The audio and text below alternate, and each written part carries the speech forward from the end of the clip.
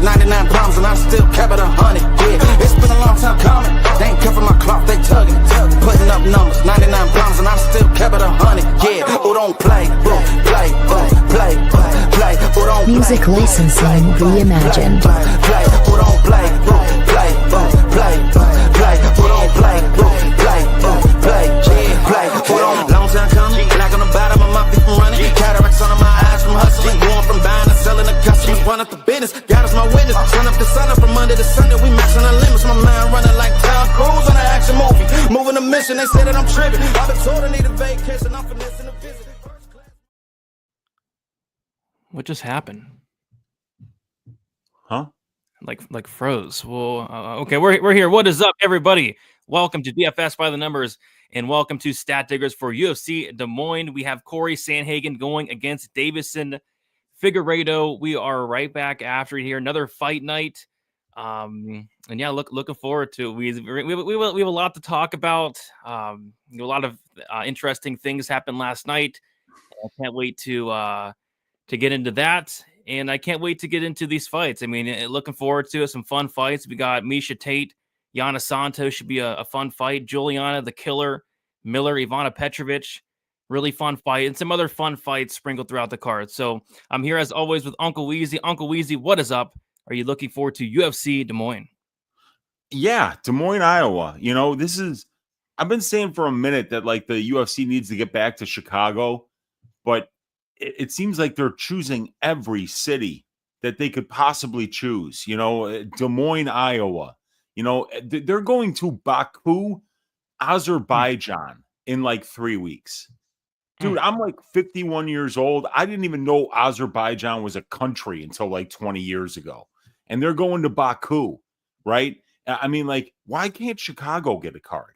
Baku, more like Baku? Yeah, I know. Right? Exactly.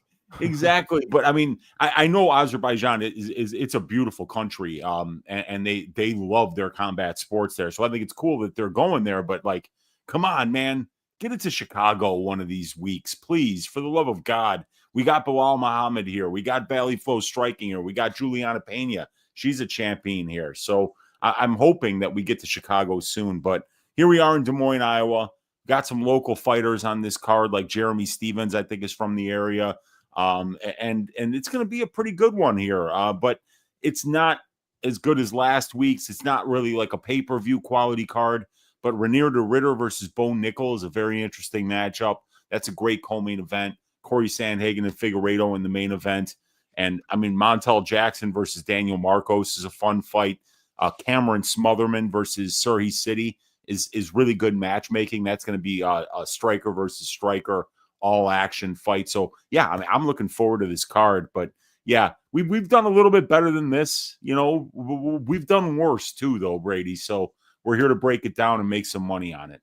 Yep, I'm looking forward to it. Before we get into, if you guys could please do us a favor, like the video, subscribe to the channel. We go live every Sunday, 10:15 Eastern time. And Weezy, I'm happy to announce that we were right on time today.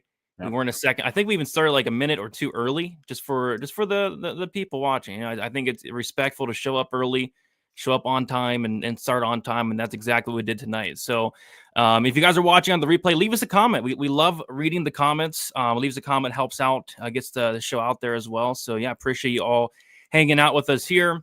I do have a couple things before we get started. I do have to shout out the sponsor for the show. That is our guy, Avery. Thank you, Avery, for sponsoring the show. Guys, go give him a follow. MMA_very on X, keeping the show alive. Shout out to our guy, Avery. And let's shout out to you guys as well. Let's get into the chat, Weezy, and then we'll do a recap of the absolute massacre that was last night. But we got to hit up the chat first. We got Elijah first one in the building. Good to see you here. I'm feeling we're going to hear this guy's name a lot in the chat. Michelle Pereira getting added to the no bet list with Ryan Spann.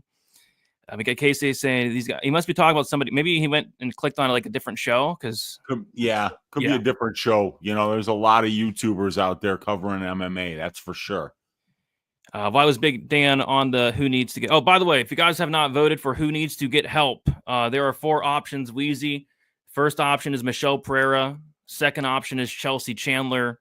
Third option is Andre Muniz, and then fourth option is Jason Herzog. And Dan Murgulata probably should get on there as well. A couple other fighters probably as well, but we can only add 4 to the list. So I threw 4 on there.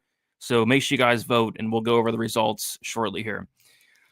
Michelle added to untrustworthy fighters pile. Was great night. Otherwise, yeah, if Michelle would have got it done, it would have been a great night for me. That's for dang sure. Referee Dan Murgulata, get a hearing aid and get some help. Yeah, that was bad. That was bad. Move, fighter, move. Oh, it's hilarious. Jason Herzog. Anthony Smith is dying and eating just relentless elbows to the head. And Jason Herzog saying, move, fighter, move, fighter. Dude's almost I can't. I don't know what he's doing in there. I mean, let's. I'm all for fighter safety, and Anthony Smith took a little bit too much damage for my liking.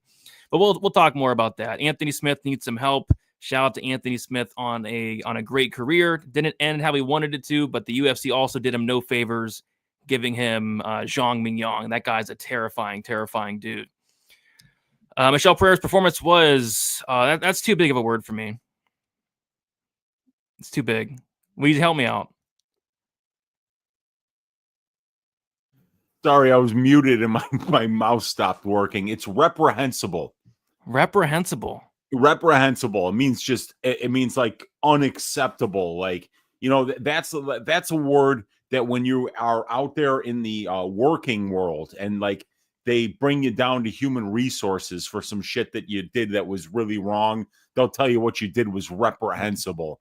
And then you tell them, hey, you can go cram it with walnuts because I quit, So it's a great thing about the corporate world. You always get to quit though, There you go. All right. Yeah. Shout out to DJ. We're learning here. It's all about learning. And I learned what the word reprehensible means. Yes. Heck yeah. Dylan knows what's up. Dylan knows what's up. We got Justin in the building. We got Matt. What do you mean? Come on. Ooh. What do you mean? Get some help, Michelle Pereira. The line never moved for Michelle. That it did not. That did not. I'll be there live. There you go. We got the Rev going to be there live. Good to see it. Michelle Pereira. Agree. We got Cole Stein in the building. Ruined my 14. Yeah, I saw a lot of parlays ruined by Michelle Pereira last night, including mine. We got Caveman, we got TH, we got Forrest. I agree. This madness does need to stop. Absolutely needs to stop. Oh, Cameron Simon's another guy that probably, his chin needs some help. Cameron Simon. Yeah. Any updates on Kerry Hatley, by the way? I didn't see him last night. Did they finally run him down and get him in some handcuffs? No, he's still out there, dude. He's still out there. Vyacheslav Kiziev wants company at the gulag that he's been at for the last 2 years, and I'm sure Kerry Hatley would be, they could talk fights and stuff like that. But Kerry's out there. He's good. He's fine. That's insane. That's insane to me. And did we ever find out what happened with Kennedy and Nzechukwu? I haven't heard. I seriously haven't heard anything. Can somebody please go check and see if this guy's alive? He pulled out of a fight. Who did he pull out against? Martin Budai. Oh my God! He pulled out of a Martin Budai fight. So, we said it back when Johnny Parsons pulled out of a Michael Gilmore fight. We said, please, Johnny Parsons, somebody check on this man, because you would need to be on death's doorstep to pull out of literally the easiest fight that you could get in any weight class in the UFC. And have we seen Johnny Parsons since? We have not. The guy's got really bad problems with concussions, I think. So, thoughts and prayers for Kennedy. I don't know where he is. I don't know what life support machine he's hooked up to, but it can't be good for him right now. Somebody check on him. I know. If anybody is friends or knows Kennedy and Nzechukwu, just reach out. Be like, hey, are you alive? Are you alive? Are you okay? Because I'm actually concerned. We got a Bub Collins with the 199 saying, I'm here for the gangba, the milking. Sorry. Yeah, he said he was going to be here for the gangbang, but then he said, oh, I forgot. No gangbang. We're here for the milking, Oh. Yeah. There's no gangbangs here. Mm-hmm. No gangbangs here. Just milkings, pipings, and Somebody was saying something about peggings on my show on Friday. I was like, no, dude. We're not doing that. We're not doing that. Oh, let's see. Zhang Mingyang. This dude, I think he'll have a lot of success in the UFC. That guy's a scary dude. Biggest head in the UFC, you think?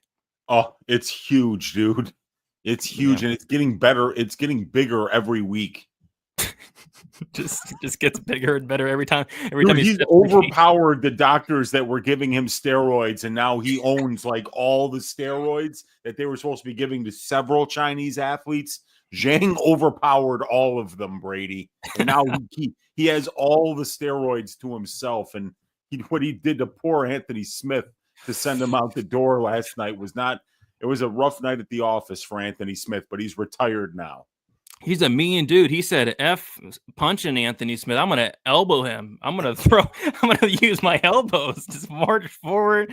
Oh my gosh. And then if I got to the ground, he wouldn't stop with those elbows. And there was about 30 to 40 unanswered shots, of course. And Herzog finally stopped. It was like, geez, what a way to go out. Poor Anthony Smith.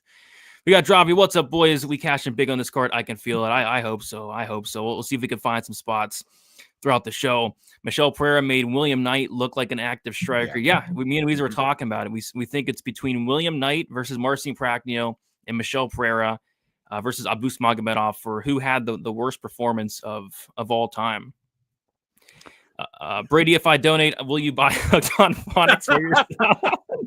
Come on, that word's not in Hooked on Phonics. Come on, let's be real. Let's be real. We got Iceland Farts made a live stream. Good to see it. Good to see it. I sincerely hope Kennedy gets the help he deserves. I hope so too. We got Muhammad. We got KC. My money is on Nunez. Okay. Let's move on. Which one, Josie or Amanda? Either one. It's not good. It's not ideal. It's not good from anyone, Brady. No. I want Zhang versus Pavlovich. That would be fun. Oh yeah, the wrong division, but man, that would be a fun fight. Yeah, Zhang's being some fun fights. We got Dan. Dan's guy got it done. How about Malcolm Wellmaker? Did he ever? That was a nasty. I kind of felt bad for Sidey. That's one of those nasty knockouts where it's like, I kind of feel bad for the dude. Like he's only 24. He's kind of in a rough spot right now. But great knockout for Wellmaker. That was disgusting. We got Andreas saying pipe up that like button the way Randy Brown piped up Dalby. There were a couple pipings last night. We'll talk about our results pretty soon here. Herzog kept saying I should have worn my Herzog. I was gonna wear my Herzog shirt tonight. I forgot. Dang it. All right, what else we got here? React to my MMA art. I didn't see your art, dude. I didn't see your art. All right, Weezy. What? Yeah, Barry McCockiner is saying that the ass shaving of the week was Michelle Pereira. Oh, I gave the ass of Abu, and yeah, it is still hairy. Yeah. I mean, but like a lot of time, like I had a bad betting night, Brady, and I take responsibility for that. But I don't take any responsibility for picking Michelle Pereira to win that fight. Michelle Pereira has to take 100% of the blame for me losing that bet. Come on. Yep. Dude, what was that? That was just the biggest nothing burger of all time. It was just like it was like the guy had to take a shit or something like that. And he just couldn't, he knew that if he threw like a heavy kick, it was just going to come out, like he was going to, I don't know what that was, dude. I have no idea what that was so bad that after the first round was over, I went to Twitter and I said, what is wrong with Michelle Pereira? Is he drunk? Did somebody drug him? Dude, like, so between fights, they were, because ESPN Plus just shows you the same commercial over and over and over again until you want to blow your head off. They didn't show Michelle Pereira's dance routine. Dude, I've seen like second grade dance routines that blew Michelle Pereira out of the water last night. Like if you go to Twitter, you can look at Michelle Pereira's pre-fight dance routine. and it looked like there was somebody holding them hostage, telling them, now you're going to dance for the camera and you're going to like it, or I'm going to kill your entire family. Dude, it was horrible. I mean, I don't know. I'm looking for some clarity as to what the fuck that was last night. That was literally like William Knight versus Prochnow. I mean, I kind of enjoyed the dance a little. I kind of like the dance a little bit more than you, but yeah. I mean, you look at it just looked like he didn't want to be there. Even like the dance, like it looked like he was kind of half-assing the dance. Yeah, and I mean, like, dude, I'll tell you something. In 5th grade, I break danced for the talent show at Eugene Field Elementary in Park Ridge, Illinois. Brady blew the goddamn roof off the place. We played Party Train by the Gap Band. I was out there doing helicopters and swipes and backspins and robots and all that shit. I'm telling you something. If you're going to commit to dance in front of a group of people, you better dance like you goddamn mean it. All right? Yeah, no, I agree. I agree. But yeah, results for last night. I'll kick us off. But first, we're going to start with the Stat Diggers Parlay of the Week. Rare miss. We've been very hot with the Stat Diggers Parlay of the Week. Leg number 1 was the Amarim Yana under 2.5 rounds. Check. Leg number 2 was the Dalby Brown over 2.5 rounds. Not a check. Randy Brown was the first person to officially knock out Nicholas Dalby, and those guys went to war. I mean, those guys, I always talk about going out there and swinging dicks. They did exactly that. So the Stat Diggers Parlay of the Week goes 1 for 2 and does not come through. As far as the milking of the week, we had Jacqueline Amarim to milk Polyana Viana dry, and that she did. She took her down within the first, 20 seconds, maybe even earlier than that. Showed great fight IQ, and Viana kind of survived until the 6 minute mark, and Viana got in on a sub, and she tapped out Polyana Viana, milked her dry. She grabbed her by the teats, and she squeezed those teats until there was nothing left, milk all over the canvas. That's why there's a little bit of break in action. We had to clean up all the milk that was left from Polyana Viana's teats there. So, yeah, milking of the week comes through flying colors. The on-site piping of the week, it was between 2 fighters for us last week. Option number 1 was Ikram Alaskarov, which he piped him. But option number 2 was, and that's what we went with, Zhang Mingyang to pipe Anthony Lionheart-Smith on-site. And we did it. We finally got a piping that was actually a piping. It wasn't just a win. It was a piping. He got piped on site and retired after that. So, yeah, piping comes through. Milking comes through. Parlay does not come through. For me, last night kicked off incredibly. I had Malcolm Wellmaker by knockout, plus 360. Couldn't have asked for a better start.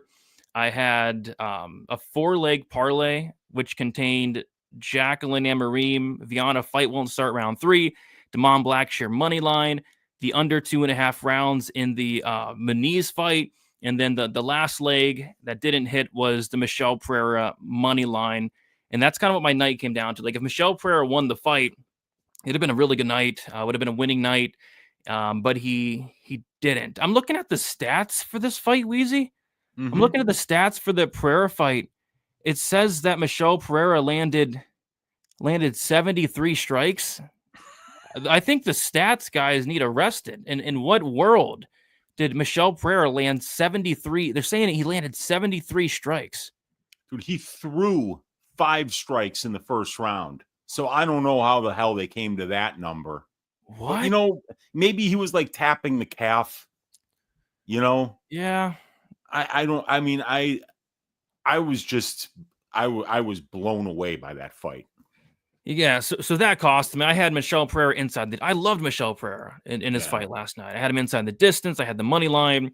I had the Matt Schnell, Jimmy Flick fight ends by submission. I think that was a great bet. I mean, the fight doesn't go to decision. It was minus 350. My read was, I don't think either guy's knocking out either guy. Matt Schnell hasn't knocked out anybody in 10 years. Jimmy Flick's never knocked anybody out. I think if this fight finishes, it's going to be by sub, and it had its opportunities. Matt Schnell was officially credited with 3 submission attempts. Jimmy Flick was officially credited with 1, but there were a bunch of submission attempts. So the fight ends by sub at plus 160, had a ton of opportunities to come through, and somehow, some way, just like everybody thought, Matt Schnell, Jimmy Flick goes the distance. Two guys that have the worst durability. The fight goes the distance there. I had Onama Chikadze fight doesn't go to decision. I like that bet a lot. I just really expected Onama to kind of push the pace more, be a lot more aggressive in that fight, and he just wasn't as aggressive. He did go for takedowns, which I liked, and I did sprinkle the sub as well at plus 850. But he didn't have as much success as I thought he would, once the fight hit the mat. So both guys did get hurt in the first round, but the fight really wasn't that close to finishing, to be honest. So so that hurt. And I had a 2-leg violence parlay, 2 units on the Mignon Smith under 2.5 and the Alascara Maniz under 2.5. So that came through. And it was actually funny, Wheezy. I had violence bets on both the Ikram fight and the Zhang Mingyang fight. And I always like to see who's reffing the fight, because you'll kind of know. You'll kind of know, are you going to win your violence bet or lose it? And in both those fights, I see Jason Herzog. Like, why is Jason Herzog reffing the Zhang Mingyang fight? Like, who thought that was a great idea? And he was also reffing the Ikram fight. But Herzog had a beautiful stoppage in the Ikram fight. Ikram landed a shot on the chin of Maniz, kind of a delayed reaction. Ikram proceeded to land some follow-up shots, and Herzog actually stopped the fight. I couldn't believe it. And then he eventually stopped the fight a little bit too late in the Zhang Mingyang fight. Cashed my violence parlay with Herzog reffing both. I couldn't believe it. So, it's a weird night when Herzog's cashing me violence bets. But overall, down 4.69 units. But again, if Michel Pereira wins the fight, it's a winning night. So, very frustrating card. Some weird results. I mean, Timmy Kwamba getting a knockout. I was not expecting that. I was not expecting Jocelyn Edwards to get a knockout either. So weird card, but definitely got to be better this week. Wheezy, I know your night didn't go great, but talk about your night as well. Yeah, so like I had a couple violence bets too. I thought Amorim was just going to just destroy Viana right away. So I had 1 unit on her to win by sub in round 1, and that didn't cash. Obviously, it took her till round 2 to get it. I had 1 unit on Pereira to win in round 1, because even though I kind of liked his money line at minus 140, minus 145, I still figured if he didn't win in round 1, I wasn't really that interested in having his money line. So instead of like putting 3 units on the money line to win like 2 units, I just put 1 unit on the round 1 prop at plus 410 to try to win 4 units. And yeah, I knew like 30 seconds in that like he wasn't moving like he normally moves. He's usually like floating out there and like really good in and out movement and sideways movement. And he kind of brings you into his strikes. There was none of that yesterday. So I had Roberto Romero to win by decision. I felt like that was going to be his best path. And I liked it because at plus 245, I didn't see Romero having a lot of finish upside. Kwamba's been pretty durable. And I thought he would do more. I thought the cage pushing, the more volume and the more kicks at range would be good. But yeah, he got popped there in the second. That was a terrible stoppage. He was not out of there yet, but good on Kwamba because he landed clean shots there and got the win. So it was a good win by Kwamba. I had a parlay with David Onama's money line and Nick Dalby's plus 3.5 points handicap. And I was, Dalby got his nose moved over to the other side of his face in the first round, but then he drops him and he finishes the round on top and he wins the first round. And I'm like, here we go, man. We got that plus 3.5 points. He just has to not get finished now. And man, Randy Brown looked sharp, dude. Randy Brown, one of the best performances that he's had in recent memory, in my opinion, outside of maybe the Salikov fight, which was another highlight reel KO for Randy Brown. So yeah, it was bummer to see Dalby get finished for the first time ever, because that would have been a nice cash for me. And I had a half unit on Onama to win by submission. He didn't wrestle enough, man. Like he was waiting like 3.5 minutes to shoot the first takedown in every round. And I was like, what is he waiting for? Why is he boxing with Giga? Every takedown he shoots, he immediately gets with no resistance in the fight. So I was hoping he'd get more top time and he'd have a chance to finish that fight by submission, because Giga's ground game's bad. And I mean, like Onama kind of exposed that, because for some reason other people don't feel like grappling Giga. So I thought he would, but he didn't do it enough in order to cash that bet. So yeah, it was all prop bets. I had no money line bets. There was nothing that I was really that confident on. So I swung for the fences on a few different shots, and boy, did I miss that ball. So down 6 units. I got reverse swept, Brady. Ass shaving of the week was Pereira. That was horrible. Dog pick of the week was Dalby. He got highlight reeled. Down 6 units. Reverse swept. I'm ready to put that card in the rearview mirror and get to Des Moines and figure out a way to make some money on this one. Yeah, there's some cards, and it's going to happen every once in a while where it's like, dang it, right? Like for me, it was Atlanta. I think it was it Atlantic City? Might have been Atlanta. I was in France. Yeah, I was in France chilling. Hard, dude. I lost like every bet. That was the Kerry Hatley, Bill Algeo stoppage. Just a ton of bad stuff happened on that. So cards like that will happen where everything goes wrong. But we're definitely going to bounce back this week. We're going to end the poll here, Weezy. We had 144 votes. Who needs to get some help? Michelle Pereira, Chelsea Chandler, Andre Muniz, or Jason Herzog? And it really wasn't close.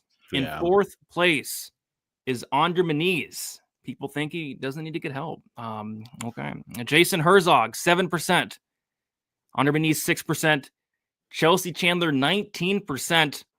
And by far, the person that needs the most help is the man that is in the yacht right now as we speak, enjoying some steaks in the yacht with his hose.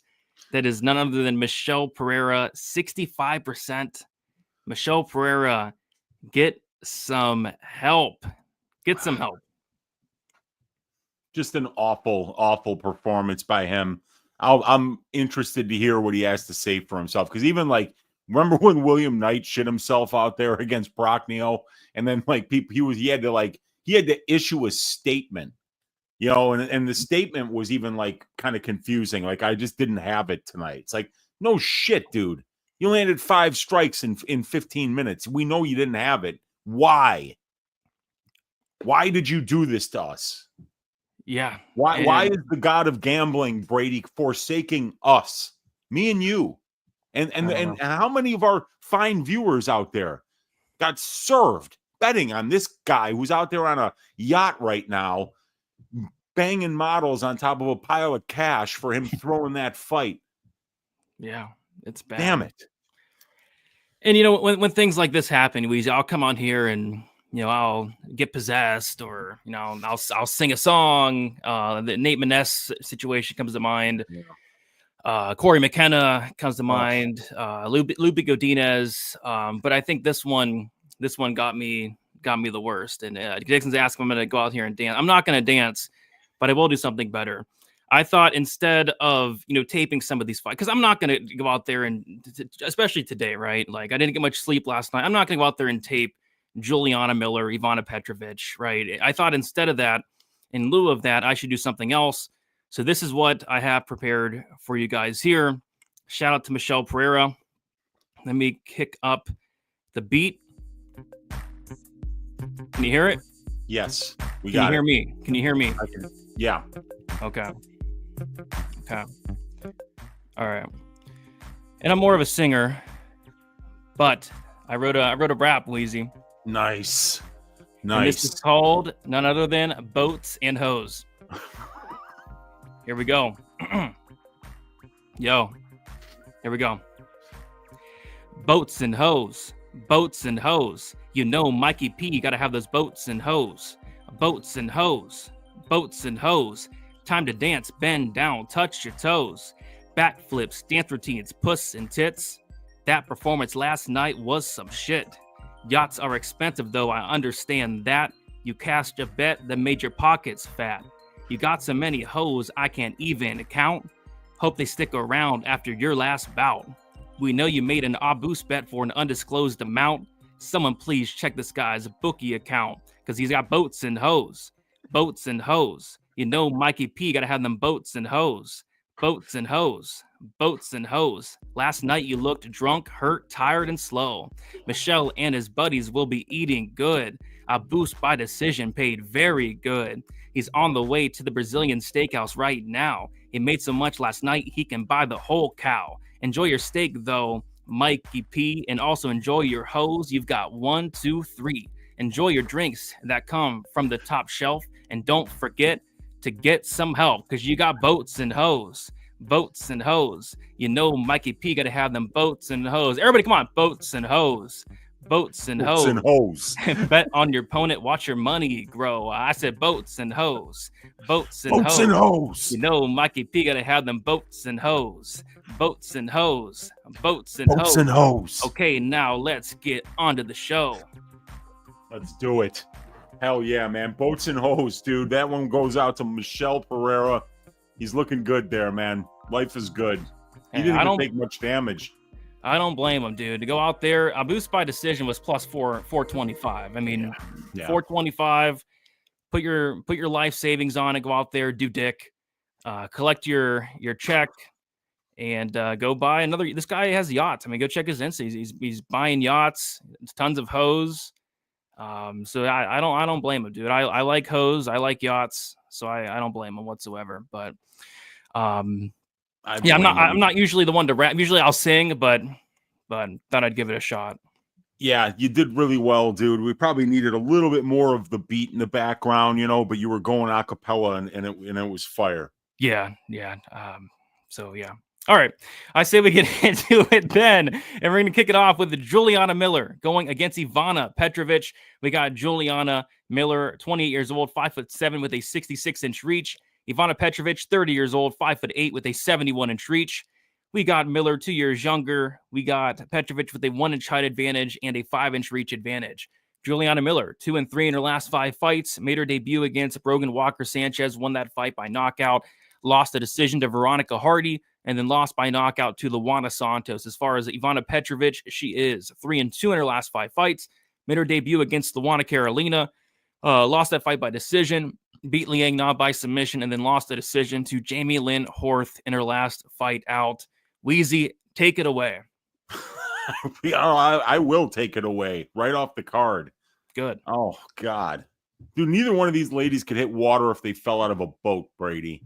38% distance striking accuracy for Juliana Miller. Only 31% accuracy for Petrovic.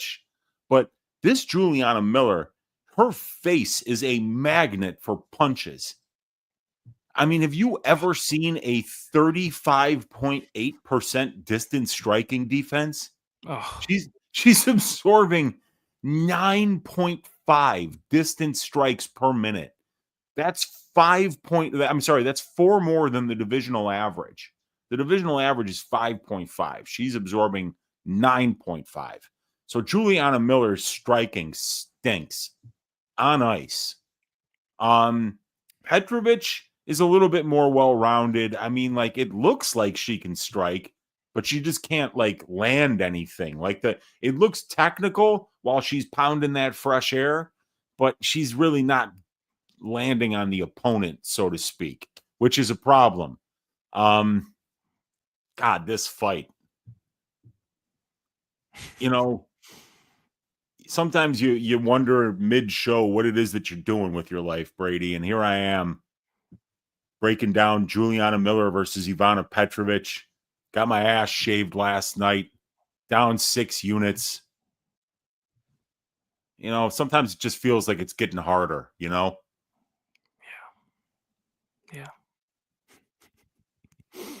Oh, God. I don't know what you want from me here, dude. I don't know. Petrovic by decision. Yeah. I don't know, man. Let's see. So Petrovic is a favorite. She opened up minus 250, currently minus 230. Juliana Miller opened up plus 210, currently plus 195. I think I'll do what I did last week with the Edwards Chandler fight, which is just stay away, just stay away, sit back and enjoy it and kind of see what happens, right? The over under set at 2.5, the over 2.5 minus 200. The under 2.5 is plus 160. Any interest in a total potentially? Oh God. Well, Juliana Miller's got 6 pro fights and 4 of them have finished inside the distance. And Ivana Petrovic has finished 6 of her 7 wins. So, I mean, I could see, I could see this one. You know what this is, dude? It's a draw. We're hitting the 66-1 draw here. Neither one of these ladies is good enough to win a UFC fight. I can see that. We haven't had a draw in a while. Yeah. We get some cage grabs from Petrovic while Miller's trying to wrestle her. And she cleanly wins 2 out of 3 rounds and then gets her back taken in the third. 28-28. Unanimous draw. We cash the 66-1 and miss the rest of the fights while we're at the strip club. Huh? Will Michelle Pereira be there? Dude, after that performance last night, he's probably going to be at some Brazilian male strip club, you know, like with some really aggressive, like Brazilian soccer moms throwing like coins at him. Oh, God. It's probably dog or pass. The way I look at it personally, and I will be looking at this fight a lot more, just not today. I can't today. But I don't really want to lay minus 230 on Ivana Petrovic, but at the same time, I don't want to put any money on Juliana, not a killer Miller. I mean, she's looked just very bad. She lost as a massive favorite to Hardy. That was a horrible look. She looked god-awful. And then getting finished by Luana Santos wasn't the best look either. So yeah, I'm going to be definitely passing on this fight. Petrovic round 1 KO. Maybe she pulls a Jocelyn Edwards. You never know. Was Brady just feeding off Wheezy's depression? I don't know, man. Need to look into it more. Yeah, me too.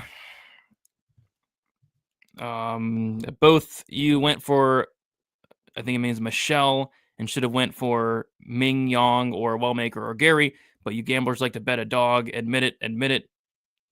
Michelle wasn't a dog. Yeah. I'm confused by that comment. Well, I think he's just saying that we like plus money, and I do like plus money, you know? Yeah, I like plus money too. Yeah. We got Blaze Hayes every day with $2 saying, give Uncle Wheezy money now. Shout out to Blaze. Let's go. That's a mouthful. Blaze Hayes every day. I like it though. You still have strip clubs? They're still out there. Right? Yeah, they're out there. They're out there. He doesn't even throw bills at his wife. I think he has a fiance, right? I don't know, dude. Like, that's what some people were saying was it had something to do with the fact that he's having marital problems or something. But I mean, that looked like more serious problems than that. I don't know. I mean, I don't know what the fuck that was. Yeah, I'm not one of the guys to say, you know, a fight's rigged or, you know, it's a fixed fight or they threw the fight, but it literally looked like he threw the fight. That's what it looked like to me. And I wouldn't say that either. I wouldn't say that it was fixed at all. But to me, it just looked like Pereira had a bad pre-fight meal. You know, it just looked like he knew he was sick, and he fought like it. Dude, you see, he was dripping sweat in the first round. Man, he looked like James Brown in the third encore. You know, early in that fight. So I don't know what the hell was going on, man. I think he was probably sick. Yeah, man, now I'm sick after that performance. Ugh, yeah, that makes 2 of us, Brady. My betting accounts are sick. Yeah, it's weird stuff. But yeah, let's move on. We have Thomas, the trained Petersen, going against Dontel Mays. We got Thomas Petersen, 30 years old, 6'1" with a 74-inch reach. Dontel Mays, 33 years old, 6'6" with an 81-inch reach. Thomas Petersen, 3 years younger, Mays with a 5-inch height advantage and a 7-inch reach advantage. Thomas Petersen, 3-2 in his last 5 fights, made his debut against Jamal Pogues, lost that fight by decision, won a decision against Muhammad Usman, and then lost by knockout to Shamil Gaziev. As far as Dontel Mays, he is 2-3 in his last 5 fights, knockout win against Andre Arlovsky, decision loss against Rodrigo Nascimento, decision win against Kyle Machado, decision loss against Shamil Gaziev, and then a submission loss to Walter Walker.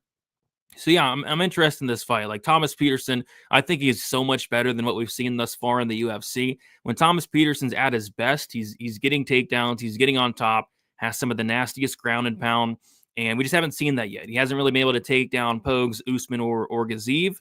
But now he's going against Dontel Mays, who definitely does have some questionable takedown defense, questionable grappling game. He cashed me a nice Walter Walker submission prop in his last fight. I couldn't believe it. It's one of those outcomes where you just laugh your ass off. This guy got heel hooked for the second time in the UFC by Walter Walker and Cyril Gahn. Yeah. But yeah, this is an interesting one. I went and looked at both guys' Instagrams. Apparently, Thomas Petersen is like stealing your bit, Wheezy. First and foremost, this guy's like, I don't know if he's driving trucks or fixing trucks, but like big semis. I think he might be fixing them. But he came out in one of his videos and said, "What's up, guys? That's just the tip Friday." What? Yeah, he literally stole your bit. He's like, "What's up, guys? It's just the tip." So apparently, it's like a just the tip Friday. Huh. And that's when I do my show, Just the Tip, with me, your host, Uncle Weezy. That's on Fridays. I know. I couldn't believe my ears when I heard that. But let's see. Let's go to Thomas Petersen's Instagram here. It was I think it's this video right here.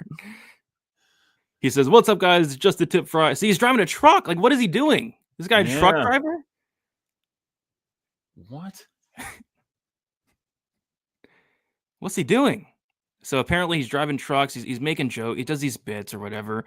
So I don't know what he's doing. I don't know what Thomas Petersen's doing. And then you look at Dontel Mays' Insta.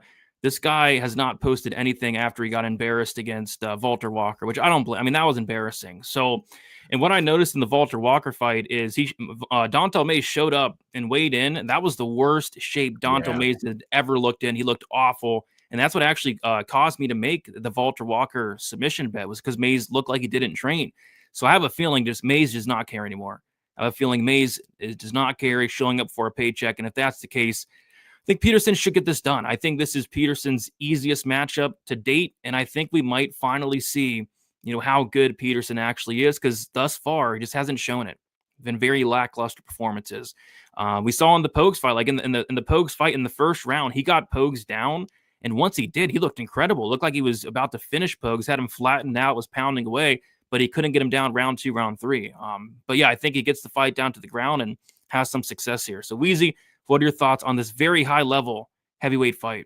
Yeah, that's for sure, man. And I don't think Thomas Petersen's ever going to be great at this level unless he wrestles his ass off. He's gotta, he at 6'1" with a 74-inch reach, in the heavyweight division, you need to be a big hitter if you're not going to be out there getting takedowns and winning minutes with your grappling. And we just haven't seen it from Thomas. He's only averaging 1.8 takedowns, 33% takedown accuracy. He's only controlling his opponents, Brady, in the clinch and on the mat, less than 12% of his UFC octagon time. Man, that number needs to go so far up if we're going to see Thomas Petersen winning at this level. But this is the matchup for him, because he's getting a guy with 43% takedown defense in Dontel Mays. You're getting a cough syrup addict who constantly looks like he's in slow motion. And that's speculation. I'm just speculating that he drinks cough syrup because I'm faster than him, and I'm faster than nobody. Nobody. I was one of those kids that, like, the coaches would be like, "Hey, what? Next time when you run the 50, try." I'm like, I am trying. I've heard the phrase "get that piano off your back" so many times from my coaches growing up. Always the slowest dude on the team, and I didn't look like I should have been the slowest guy. I know slow. Dontel Mays is like molasses in January, so Petersen should be able to get takedowns here. And if he gets on top of you, that's when he really shines, because like you said, his ground and pound is really good. It's heavy, it's aggressive, and he knows how to use his head to kind of help keep, as like a third limb, so that he can land those shots when he gets in the top position. But he doesn't want to be on the feet with Dontel, because Dontel does have some power. Dontel is he's been around this division. This is his 12th UFC fight against against Petersen. So I kind of feel like, there are ways that Mays could win this. And minus 250 on Tom Petersen, it feels a little wide, but we know what Tom does well, and we know what Dontel does very poorly. And that is a gaping path to victory here for Thomas Petersen, is just to get a takedown in every single round. And when you get on top, get to a dominant position and start landing that ground and pound. And chances are Dontel is going to look for the way out. Yeah, I mean, Dontel's been finished on the mat a lot, dude. I mean, remember when Alan Crowder TKO'd him back in the day? I didn't Gone. even remember that, actually. It's been so long since I've heard the name Alan Crowder. I remember him getting knocked out by a jab by Rosenstruik. Is that the same guy? Yeah, same guy. Okay. So Alan Crowder TKO Dontel Mays. Cyril Gahn heel hooked him. Nascimento subbed him. We saw Walter Walker heel hook him. So yeah, Thomas Petersen should be able to get on top and have some success there. I was trying to find a Dontel Mays hype video, but I can't. He has none. So I definitely don't like his chances after that. Yeah, like he's the kind of guy who's so lazy he would release his hype video 2 weeks after the fight. Yeah, I can see that. So, yep, we'll see. We have Thomas Petersen opened up minus 350, currently minus 240. Dontel Mays opened up plus 285, currently plus 205. Over under set at 2.5. The over 2.5 minus 154. The under 2.5 is plus 124. Looking forward to seeing if Mays showed up and trained for this fight, because I don't think he trained for the Walter Walker fight. So we'll see what weigh-ins look like. Thomas Jefferson Petersen by heel hook is going to be 4-1. What sub did he get on the Contender Series? Was it a key lock, right? Yeah, like a key lock on that morbidly obese Chandler Cole. Yeah, we got to get Chandler Cole in the UFC. How fun would that be? Oh my God, that he like I remember, do you remember Roque Martinez? Remember how hard it was to watch Roque fight? I mean, it was the same thing with Cole. Just so fat. Is Juliana Miller the worst fighter on the UFC roster? Is Terrence Mitchell still on the roster or no? No, Mitchell's gone. Okay, then it's probably Miller then. I don't know, man. We were just talking about a couple people. Martin Sano. Well, he got cut after one. His debut was so bad that they cut him. There have been worse fighters. Juliana Miller's got good Brazilian jiu-jitsu. She beat Fatima Klein in a grappling competition. So she did what? Juliana Miller? That's crazy. No, she's legit on the mat, Brady. She's got really aggressive, opportunistic BJJ. It's just her striking is just, it's leagues behind where other UFC fighters have their striking at. So maybe there is a worse fighter on the current roster. We'll have to think about that. Let's see. Why do I feel like Dontel Mays is winning by knockout? He could. I mean, it's heavyweight. Anything can happen. It could absolutely happen. Thomas is coming off a knockout loss. We just saw Simon coming off of a knockout loss get knocked out by Wellmaker. And I think that there was somebody else recently that's just had 2 back-to-back knockout losses. It happens. Once you've been knocked out, it's more likely that it's going to happen again.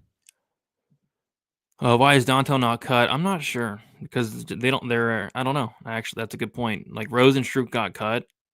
Like Rosenstruik would kill Dontel. Who's a fan of the show? Oh yeah, Thomas Petersen. Maybe he is. Who knows? Fan of the show. Fan of the show, Thomas Petersen. Sue Thomas. Yeah, you got to sue Thomas Petersen. Get the lawyer side. Yeah, he was like, just the tip Friday. Like, what? Come on. That's my bit.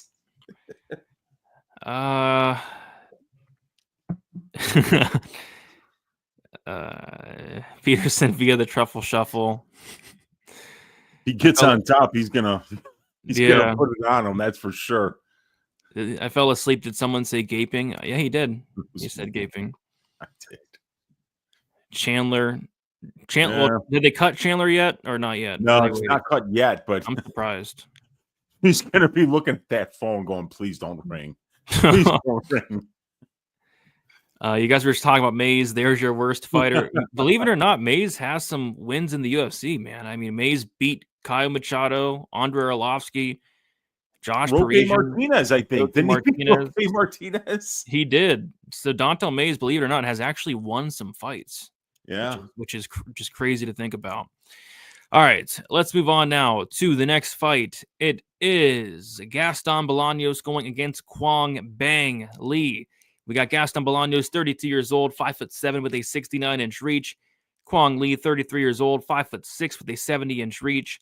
Bolanos 1 year younger, 1 inch height advantage, 1 inch reach disadvantage. Bolanos is 3-2 in his last 5 fights. Made his debut against Aaron Phillips, won that fight by decision. Lost by knockout to Marcus McGee, and then won a decision against Cortavius. Are you not entertained, Romeus? As far as Quang Lee, 3-2 in his last 5 fights, lost the decision to Chris Gutierrez, and then got knocked out in the 3rd round by Long Zhao. I actually think this fight is going to be pretty fun here, pretty exciting. We have 2 strikers going after it here, guys that want to go out there and stand and bang.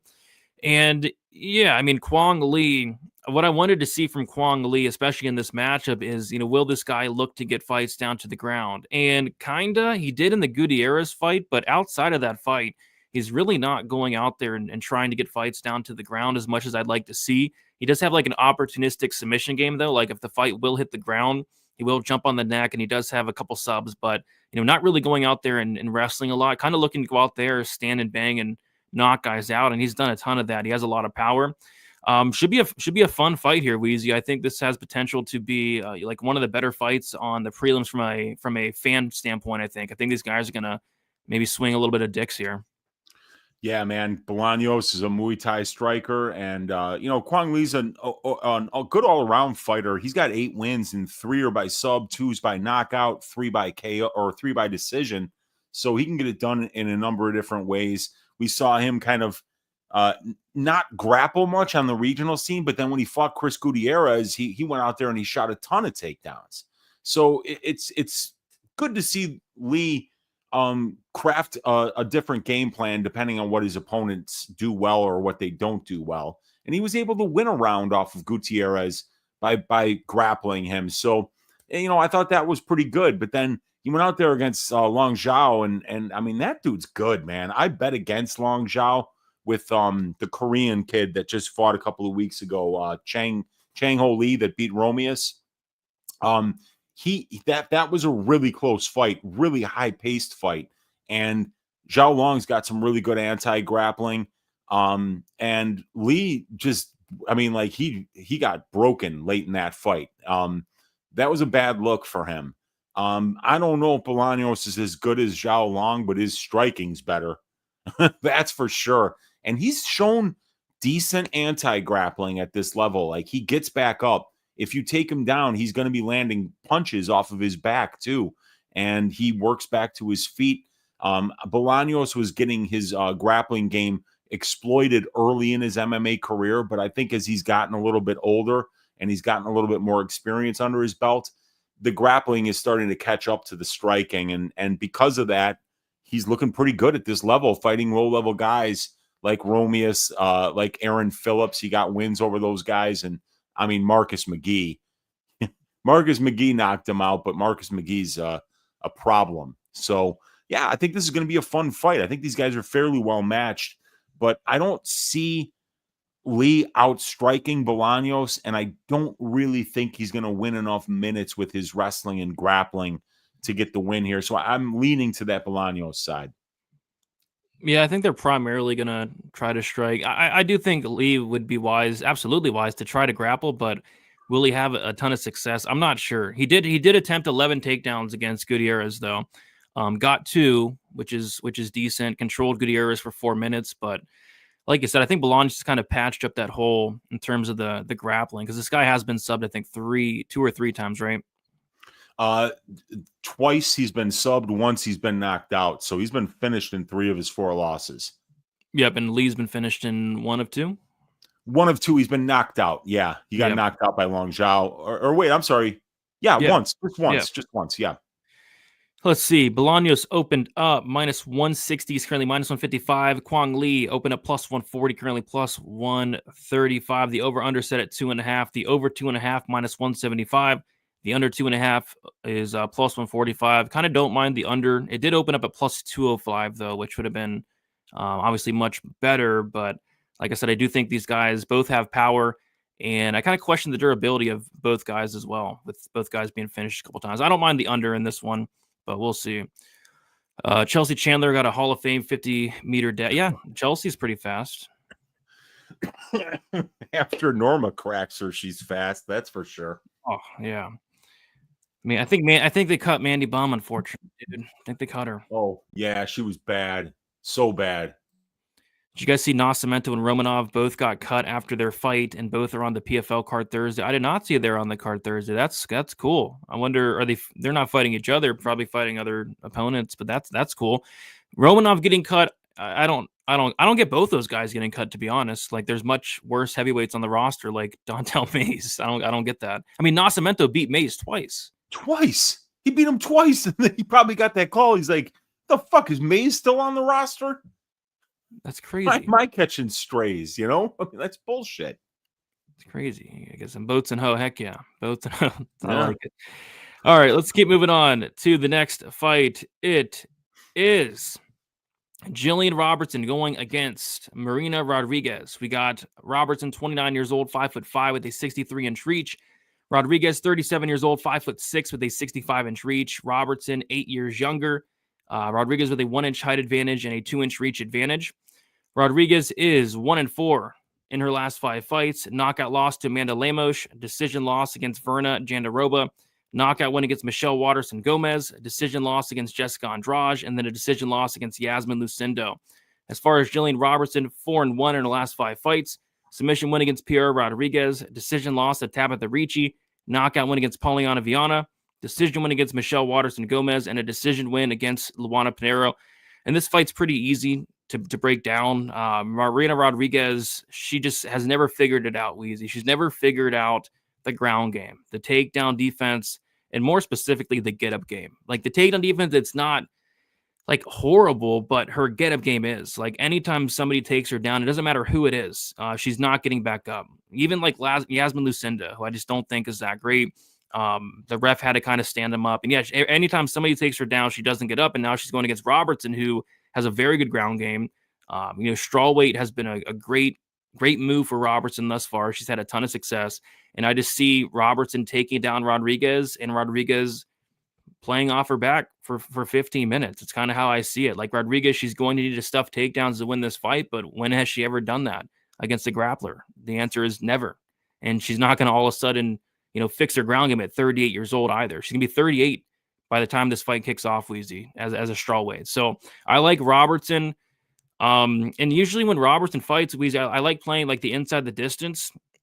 But Rodriguez, it just seems like unfinishable on the mat. She's fought Dern, Jandaroba, some very, very dangerous fighters, and nobody's been able to finish her on the mat. So I kind of think it's Robertson by decision, and I think there's some value on the over 2.5 here in this one. So I'm kind of leaning like that. I think I like the over 2.5 at minus 136, a little bit more than the Robertson money line at minus 325. Yeah, Marina Rodriguez is extremely hard to submit. She really does have good submission defense, but like you said, the takedown defense and the get-up game are not good. And I think part of the reason the get-up game is bad, Brady, is because she's worried about getting submitted. So she doesn't really try to give up her back, trying to get back to her feet, things that wrestlers would do, when you're not worried about somebody choking you out necessarily. So I think that's part of the reason, is that once you take Marina down, you can hold her down, but she's not going to leave you openings to finish the fight. So, yeah, I tend to agree with you. That was the first thing that stuck out this week, was what's Gillian Robertson by decision going to be? But also, I'd be looking at that Gillian Robertson KO prop, because her ground and pound is starting to get really good. And I've heard Dean Thomas talk about this a lot on whenever he's commentating fights. As a matter of fact, I remember specifically Dean Thomas, when Jailton Almeida was fighting Curtis Blades, right? He was saying between rounds, but as the second round was about to start, he was like, Jailton needs to start landing some strikes, because all this grappling means nothing if he's not doing any damage. And I've heard Dean Thomas kind of talk about that a lot. He's her coach, and I know that he's been saying that they've been working on Gillian's ground and pound a lot. And we're seeing a lot of those American top team fighters start to pick up on their ground and pound as well. And we know Gillian used to train there. I think that's going to be a big part of her game in this fight. That's how you open up the submissions eventually, or get the stoppage just by getting the ref to step in if you can get them into a crucifix or some place where they can't move from a dominant position where you can finish with ground and pound. Obviously, Marina Rodriguez is a much better striker than Gillian Robertson ever will be. So she's got to try to keep this fight standing. They'll be in the big cage. She'll have room to move, and Marina knows what the game plan is here. She knows that Gillian's not beating her on the feet. But Gillian's 8 years younger than her. Gillian is winning a ton of fights. She's on a 3-fight win streak. She's won 4 out of her last 5. And ever since she's moved down to strawweight, she's looked really good. The only one that she didn't look good in was because she couldn't get Ricci to the mat. And Ricci just outstruck her. But even that was kind of close. I mean, it wasn't like Ricci ran away with the fight. So, I think this is going to be about Robertson getting takedowns in 2 out of the 3 rounds. And if she does that and doesn't get knocked out in the 3rd, I think that she's probably going to win this fight by decision. But I also think that the KO prop might be a cheeky way to look at this one, because I think that her ground and pound is getting a lot better. I mean, if she finishes Rodriguez, I'll be sick to my stomach. I had Robertson to finish Michelle Waterson Gomez. Oh, yeah. And she took her down. She controlled her for 12 and a half minutes, landed like over 100 strikes on the ground. Yeah. And Herzog wouldn't stop the fight. Yeah. So she beat the hell out of her. I know. So I lost that bet. And then I had Robertson round 2, round 3 against Pinheiro big. Pinheiro just got finished by Angela Hill. Yeah. In the second round. He gave Angela Hill her first ever submission. Got knocked out by Amanda Hebos, and Robertson couldn't cash my 2-3. But that was back in the non-violence era, though. But still, so if she does finishes Rodriguez, I'll be pissed off. I'll be pissed off. But yeah, Robertson for me, and Robertson probably by decision. We'll see where the prop is at on that one. Oh, what are you guys liking in this fight here? Robertson's going to win easily. Wish the odds were better. Yeah, I think the jury's out on Rodriguez and her trash ground game. Took some under 2.5 in this fight. Seems pretty binary. So Isaiah leaning the under 2.5. Barry McCockiner liking Rodriguez side, and the Fightful says, I wish I was your bookie, Barry.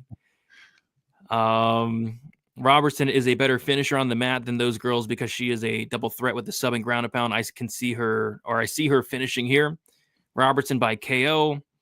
Robertson to win via 12-6 anal. Oh, she did that. Anal. She did do that, yeah. didn't she? To Pinheiro? Yeah, like she did. Straight down right on her arsehole. Yeah, yeah, she did. It was nasty. Gillian Robertson said, Barry, I wish you would say that to Gillian Robertson's face. and I wish you would say that to her face and see what happens. Barry. She's 12-6 in the UFC, Brady, and she's finished 9 of those 12 wins. She does not suck. This is a division that finishes at about a 31% rate, and Gillian Robertson is out there finishing these hoes at a 75% rate. She is the savage. Yeah, she is. Robertson will win, but not get a finish. I want to hear the dynamic duo talk about Miesha. You've got to be kidding me. I am putting the house on whoever she is fighting. Huh. Don't do that. Okay. She's fighting Yana Santos. But we'll talk about that one. Most of those fights were at flyweight. They were. Yeah, well, flyweight finishes at 36%, and she's still finishing at 75%. So, yeah. All right, let's keep moving on, Weezy, to the next fight. It is Ryan Loder going against Azamat Bekoev. We got Loder, 33 years old, 6'1" with a 76.5-inch reach. Bekoev, 29 years old, 5'11" with a 72-inch reach. Bekoev, 4 years younger, a 2-inch height disadvantage, and a 4.5-inch reach disadvantage. Loder is 4-1 in his last 5 fights. He had the Ultimate Fighter finale against Robert Valentin, won that fight by second round TKO.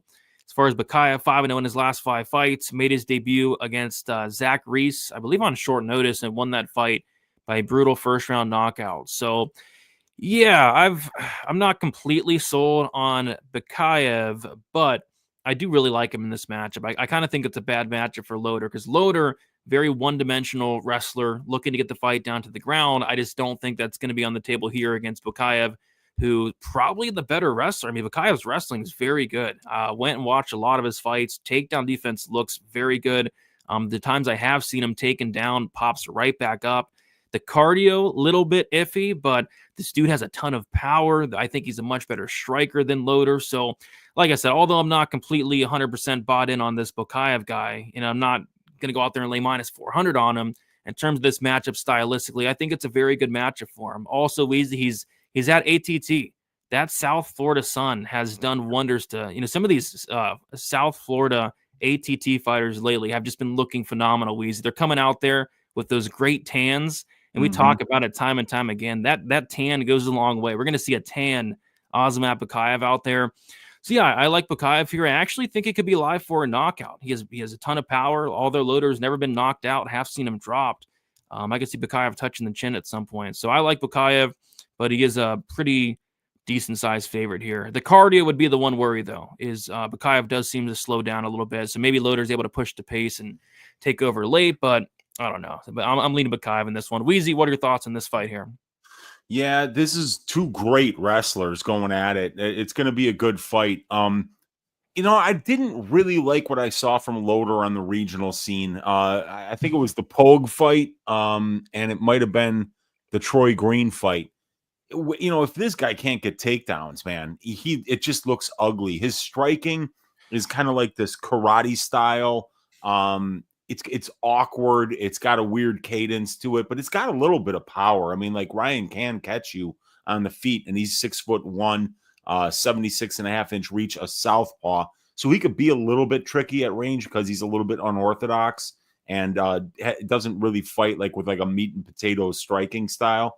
But Bekoev, I think, is going to be probably the guy that decides where this fight takes place. And I think that'll be very valuable. I think maybe he can get takedowns if he wants them, but I don't think Loder is going to be able to get takedowns here. When I watched him fight on the regional scene against a couple of decent American fighters that had been in wrestling rooms before, it just didn't look like he was using his striking really well to set up the entries on his takedowns.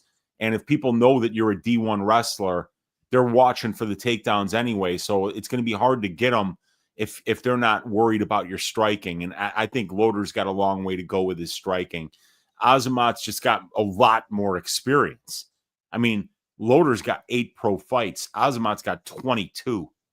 And you look at some of he's went 5 rounds with Dylan Budker.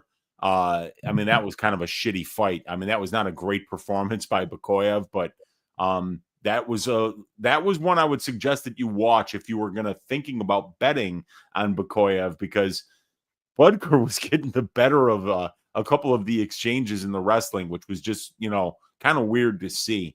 Bekoev definitely slowed down in that fight. He's definitely more known as a minute winner than he is as a finisher, but he's finished his last 2 wins, both by knockout. But I think he hit Zach Reese in the back of the head 5 times. It was weird. You remember that? Oh, yeah. Yeah. I had a bet on ground and pound, but yeah. I wonder if a Herzog was reffing that one. Wouldn't shock me. Could have been Kerry Hatley. I don't know, but yeah, this is a tough one to call, but I am leaning to the Bekoev side because I do feel like he's going to be the guy that decides where this fight takes place. Yep. Yeah, and I saw the same. There was a ton of fights where Loder wasn't able to get the wrestling going. On the regional scene, I was like, really? This guy's D1 and he's missing all these takedowns. He lost to that dude, Troy Green. I don't know, man. I don't know. And he's a team alpha male guy. I've never been a fan of that gym. I'm just not a fan of that gym at all. Me either. Are they naked? What? Who? What? Who? I don't know. I think it's talking about Loder and Bekoev. I don't know. They're probably talking about Yana Santos and Miesha Tate. They're talking about this. I got you. Okay, I see it. Oh, okay, yeah. Loder plus 300 is the best value on the card. He should be the favorite. Remember, your cousin Gabe told you Loder is a better wrestler than Bo Nickal. You had me until the last part. I mean, he's not a better wrestler than Bo Nickal, but yeah, maybe he could be. Like I said, I'm not sold on 300 though. Better. He's plus 315. Whoa, Yeah. That's kind of wide. That's really wide, actually. Yeah, I'm maybe. gonna go back and watch that Dylan Budker fight, and I'm gonna watch Bekoev lose some scrambles and be like, shit, I'll throw some money on Loder. Maybe, man. I don't know. It was a terrible fight. Nothing really happened. A lot of striking in that fight, but yeah, Gabe told us, so it could be our cousin Gabe. I like that. Bekoev is extremely one-dimensional too. He is, but I absolutely think he's the better striker than Loder and has a ton more power as well. Loder DK fantasy play. Great matchup for Bekoev. I got a decent bet at him. He's just better at everything than Loder, except maybe even on the wrestling. Miesha, Ponzi, and Stevens on the same card. What year is it? I'm right there with you. That's a good point. Loder's going to make him look like a bum Kaev. Team Alpha Male is a fine gym. Sure it is. I don't know, man. I don't know. I got it on Bekoev minus 225 for the ARB, the movement expected, to be honest. Yeah, I'm curious to see where this line kind of goes. I guess it's I don't know, but we'll move on to the next fight. It is Miesha Tate going against Yana Santos. We got Miesha Tate, 38 years old, 5'6" with a 65-inch reach. Yana Santos, 35 years old, 5'6" with a 68-inch reach. Santos 3 years younger, same height, and Santos with a 3-inch reach advantage. Yana Santos is 2 and 3 in the last 5 fights. Decision win against Ketlen Vieira. Knockout loss to Irene Aldana. Decision loss to Holly Holm. Decision loss against Carol Hoza, and then looked career best against Chelsea Chandler. But I think a lot of that had to do with it being Chelsea Chandler. As far as Miesha Tate, she is 2 and 3 in her last 5 fights. Decision loss to Raquel Pennington. Knockout win against Marion Renault. Decision loss to Ketlen Vieira. Decision loss to Lauren Murphy. And then a submission win against Julia Avila. So this is a fight that I don't know. Like it's tough to be, confident in one side or the other, especially you see Miesha Tate, 38 years old, and seeing Yana Santos just look absolutely washed the last several fights. Like I said, outside of the Chandler fight, she looked good, but that Holly Holm fight, she looked very bad. The Irene Aldana fight, she got knocked out. The Carol Hoza fight wasn't an inspiring performance either. But yeah, she did look good against Chelsea Chandler. Miesha Tate obviously needs to get the fight down to the ground. Santos needs to keep it standing. And Santos has a 42% takedown defense. Carol Hoza was taking her down. Holly Holm was taking her down 4 times. Holly Holm took her down 4 times and controlled her for over 10 minutes of that fight. Not the best look. We've seen Aston Ladd take her down, Vieira take her down, Renault take her down, Saber everybody's taking her down. 42% takedown defense. So I kind of like Miesha here, but I just don't like the fact that she is 38 and she's had some poor performances in her last couple as well. But yeah, I lean Miesha. It's just hard to be extremely confident in really anything in this matchup, and it is one of the closer line fights in the card. Weezy, what are your thoughts about this fight? Yeah, I don't know how anyone can be confident betting on this fight.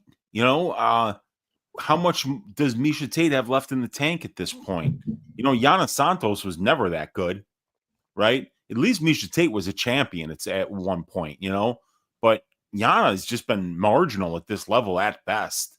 And both of these ladies look really good in their last fight, but it's Julia Avila and Chelsea Chandler. So yeah, I mean, it's hard to know the measuring stick, when you're beating girls on that level and then you're fighting either Yana Santos or Miesha Tate next. It's a step up just because of the level of competition that they've been in there against. So yeah, I mean, Tate's wrestling looked really good in the Avila fight. And that's the first time we've seen it look good in a minute, because she's out there losing to Lorenzo Lamas. She's out there losing to Lauren Murphy. They both lost to Lamas, so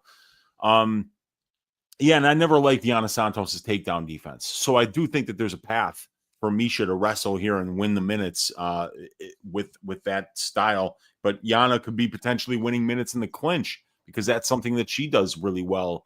This is going to be a greasy fight, man. I think it's going to be on the fence a lot. It's going to be on the mat a lot, and I think it's probably going to play out pretty close. But I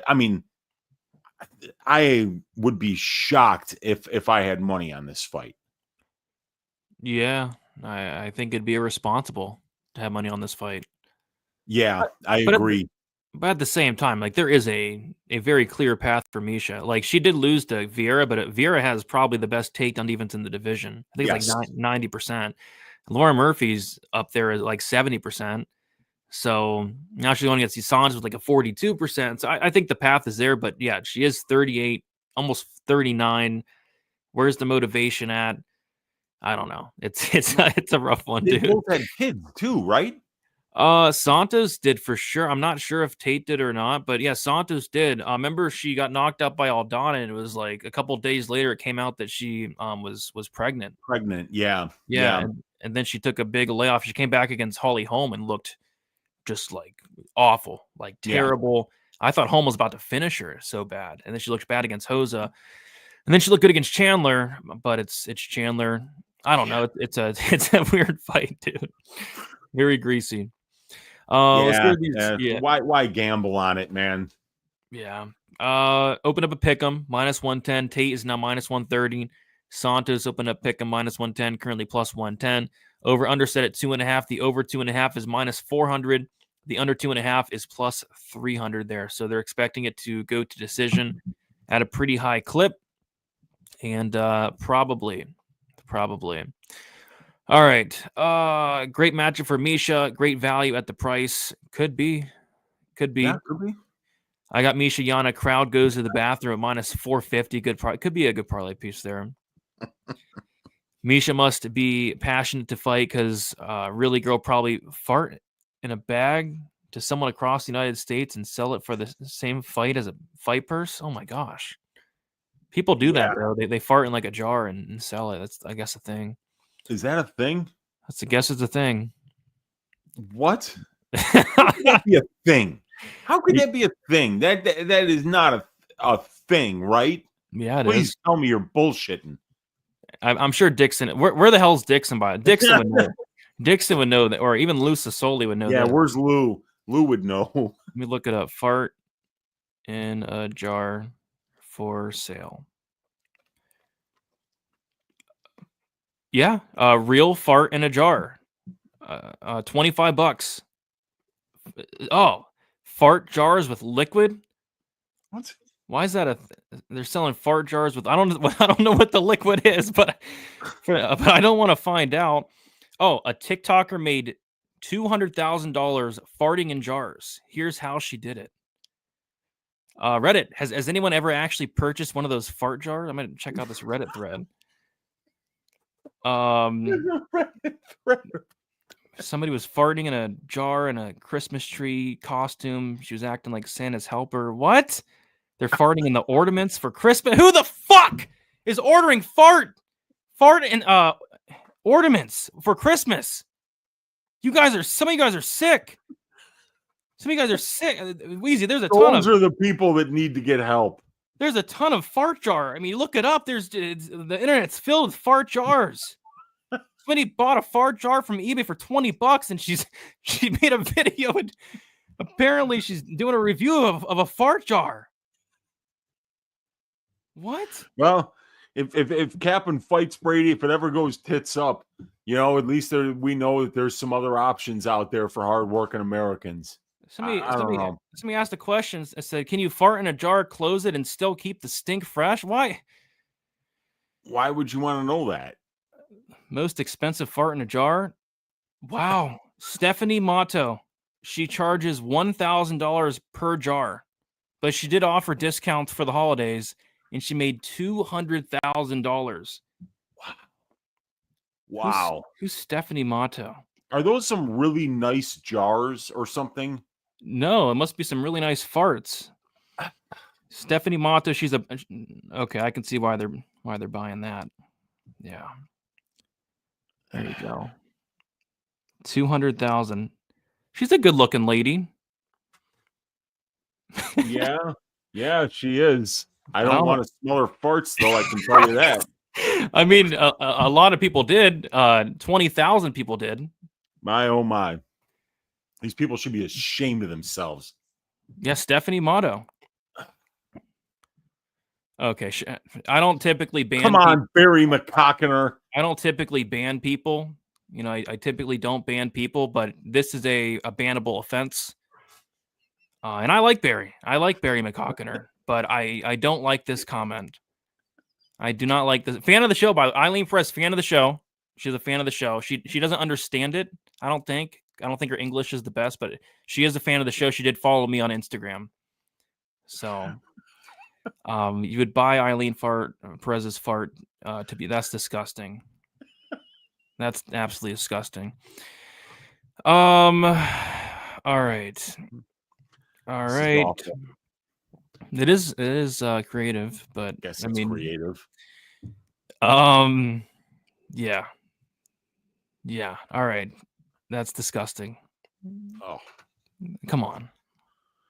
Let's talk some fights. Come on. I promise I did not mean to click on that. Sometimes you click on accident, and sometimes you click it. And by the way, hi Eileen Perez, if you're watching this, hi. I'm a big fan of your fights. I'm not a big fan of your butthole though. I'm just not. Not a big fan of it. But let's move on to the next fight. We have Jeremy Stephens going against Mason Jones. We got Jeremy Stephens, 38 years old, 5'9" with a 71-inch reach. Mason Jones, 30 years old. I almost said Mason Jars. Oh God. too much jar talk. Mason Jones, 30 years old, 5'10" with a 74-inch reach. Jones, 8 years younger, 1-inch height advantage, 3-inch reach advantage. Stephens, 1-4 in his last 5 fights. Knockout loss to Cater. Submission loss to Gamrot. Decision loss to Collard. Decision win, Miles Price, and then a submission loss against Anton Schultz. As far as Jones, 4-1 in his last 5 fights. Decision loss to Klein. Knockout win against Hibero. A knockout win against Liase. Knockout win against Logan. And then a decision win against Pagani. So Jones had a little stint in the UFC, and they cut him. And as far as I'm concerned, like, that was a cut where I'm like, that's a terrible cut. You know those when they cut some of these fighters, and like that's a horrible decision, because Mason Jones is a very good fighter. He went 1-2 and 1 no contest. The no contest was in the Petrovic fight where Jones wasn't he beating the crap out of a poor Alon Petrovic, and then Petrovic kind of quit due to an eye poke. Ended up being a no contest, but beat David Onama. That win has aged incredibly.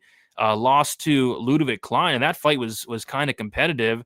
And then lost to Mike Davis, and that fight was kind of competitive. So, yeah, I think Mason Jones is the real deal. Not sure why they cut him, but hey, he's back now, and he's taking on Jeremy Stephens. Apparently, this is going to be a Jeremy Stephens kind of one-and-done situation.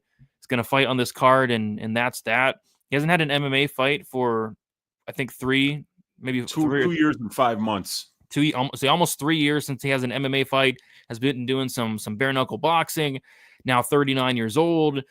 This probably should be Jones and Jones all day. Jones is the biggest favorite on the card, minus 530. You know, Stephens, he does have power. Power is the last thing to go, but Jones is a very durable guy. He's been able to eat some shots from some very hard hitters. Yeah, Jones really however he wants, more than likely. Weezy, what are your thoughts on this fight? Doesn't make a ton of sense. Kind of weird when I saw it, but hey, it should be a fun one. Yeah, if they're bringing Jeremy back for one fight, you might as well give him an opponent that's going to put on a great fight no matter what, and that's Mason Jones. I mean, this guy's super fun to watch. I mean, he goes out there and he scraps. Even look at his UFC numbers. You know, he's attempting 18.4 distance strikes per minute.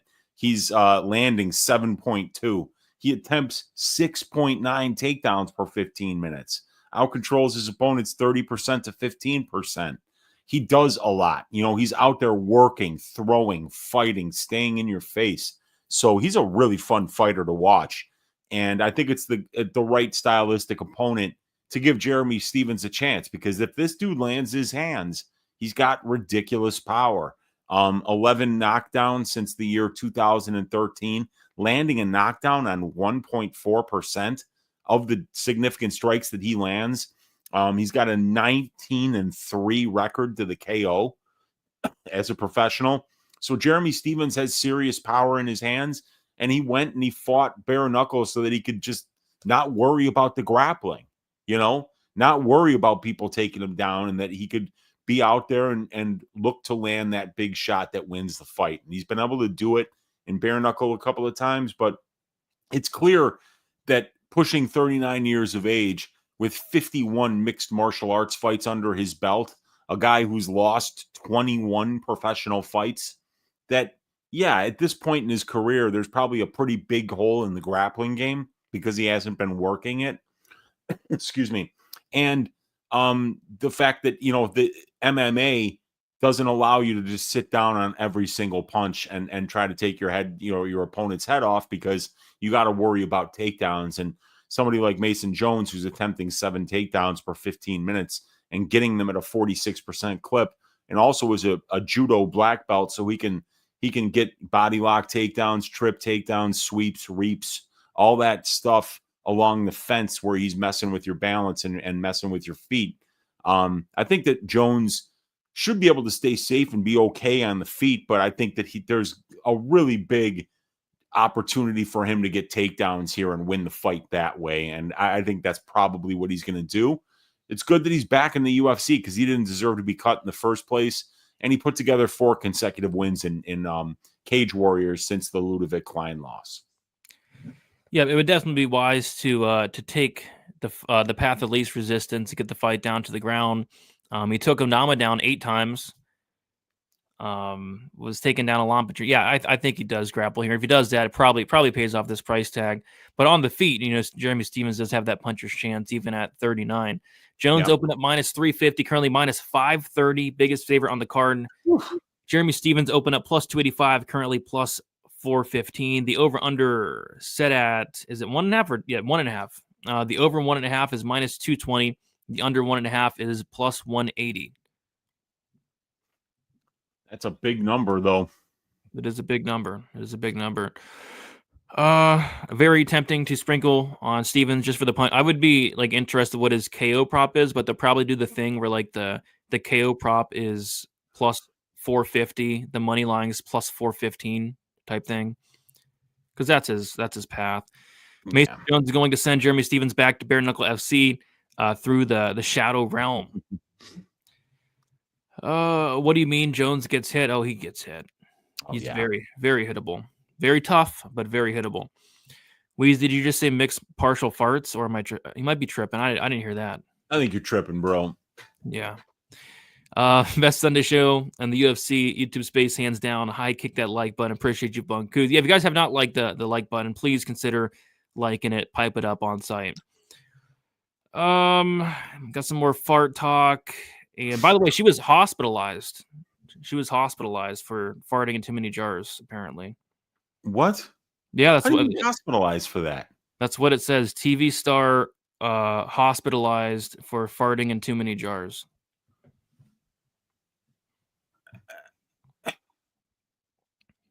I don't know how you get hospitalized from. I mean, I don't know. That's just. Well, I wish her the best. Yeah, it seems like a nice lady. All right. Let's move on to the next fight. It is Cameron Smotherman going against Surrey City. We got Smotherman, 27 years old, 5'9" with a 69-inch reach. City, 28 years old, 5'11" with a 72-inch reach. We got Smotherman 1 year younger. We got City with a 2-inch height advantage and a 3-inch reach advantage. Smotherman is 4-1 in his last 5 fights. A knockout loss to Charlampos Gregorio. Was that wasn't on the Contender Series? Yeah, it was. That was Contender Series. Mm-hmm. Yeah, so he lost that fight. Then he went out and got a couple wins, and they brought him back against Jake Hadley on very short notice. And Hadley was a big favorite, wasn't he? Like a big favorite, minus 300, maybe even wider. And Smotherman kind of shut him out. I mean, that was such a bad performance from Hadley. They ended up actually cutting Hadley after that fight. As far as Serhiy Sidey, 4-1 in his last 5 fights. He knocked out Ramon Tavares, questionable stoppage on the Contender Series. Then he lost a very, very close decision against Ramon Tavares, arguably could have went the other way. And then he won a very, very close decision against Garrett Armfield, arguably could have went the other way. So we have another closely lined fight here, Weezy. Should be a fun one. I'm interested to see how Smotherman does after kind of going in there on short notice and pulling off a big upset. Now he's had kind of a full camp for this fight. What are your thoughts on this fight here? Yeah, it's striker versus striker. It's going to be a good one. Both of these guys prefer to stand and bang. Sidey's going to be like switching stances. He's long. He's smooth. While Cameron doesn't move at all. Dude, like he's a very low energy output with his movement. There's no footwork. There's no lateral movement. He just is very steady pressure and looks to stay in your face and throw combinations. Both of these guys got power. Both of these guys have got good boxing. I think that this is going to be a really fun fight. This is good matchmaking.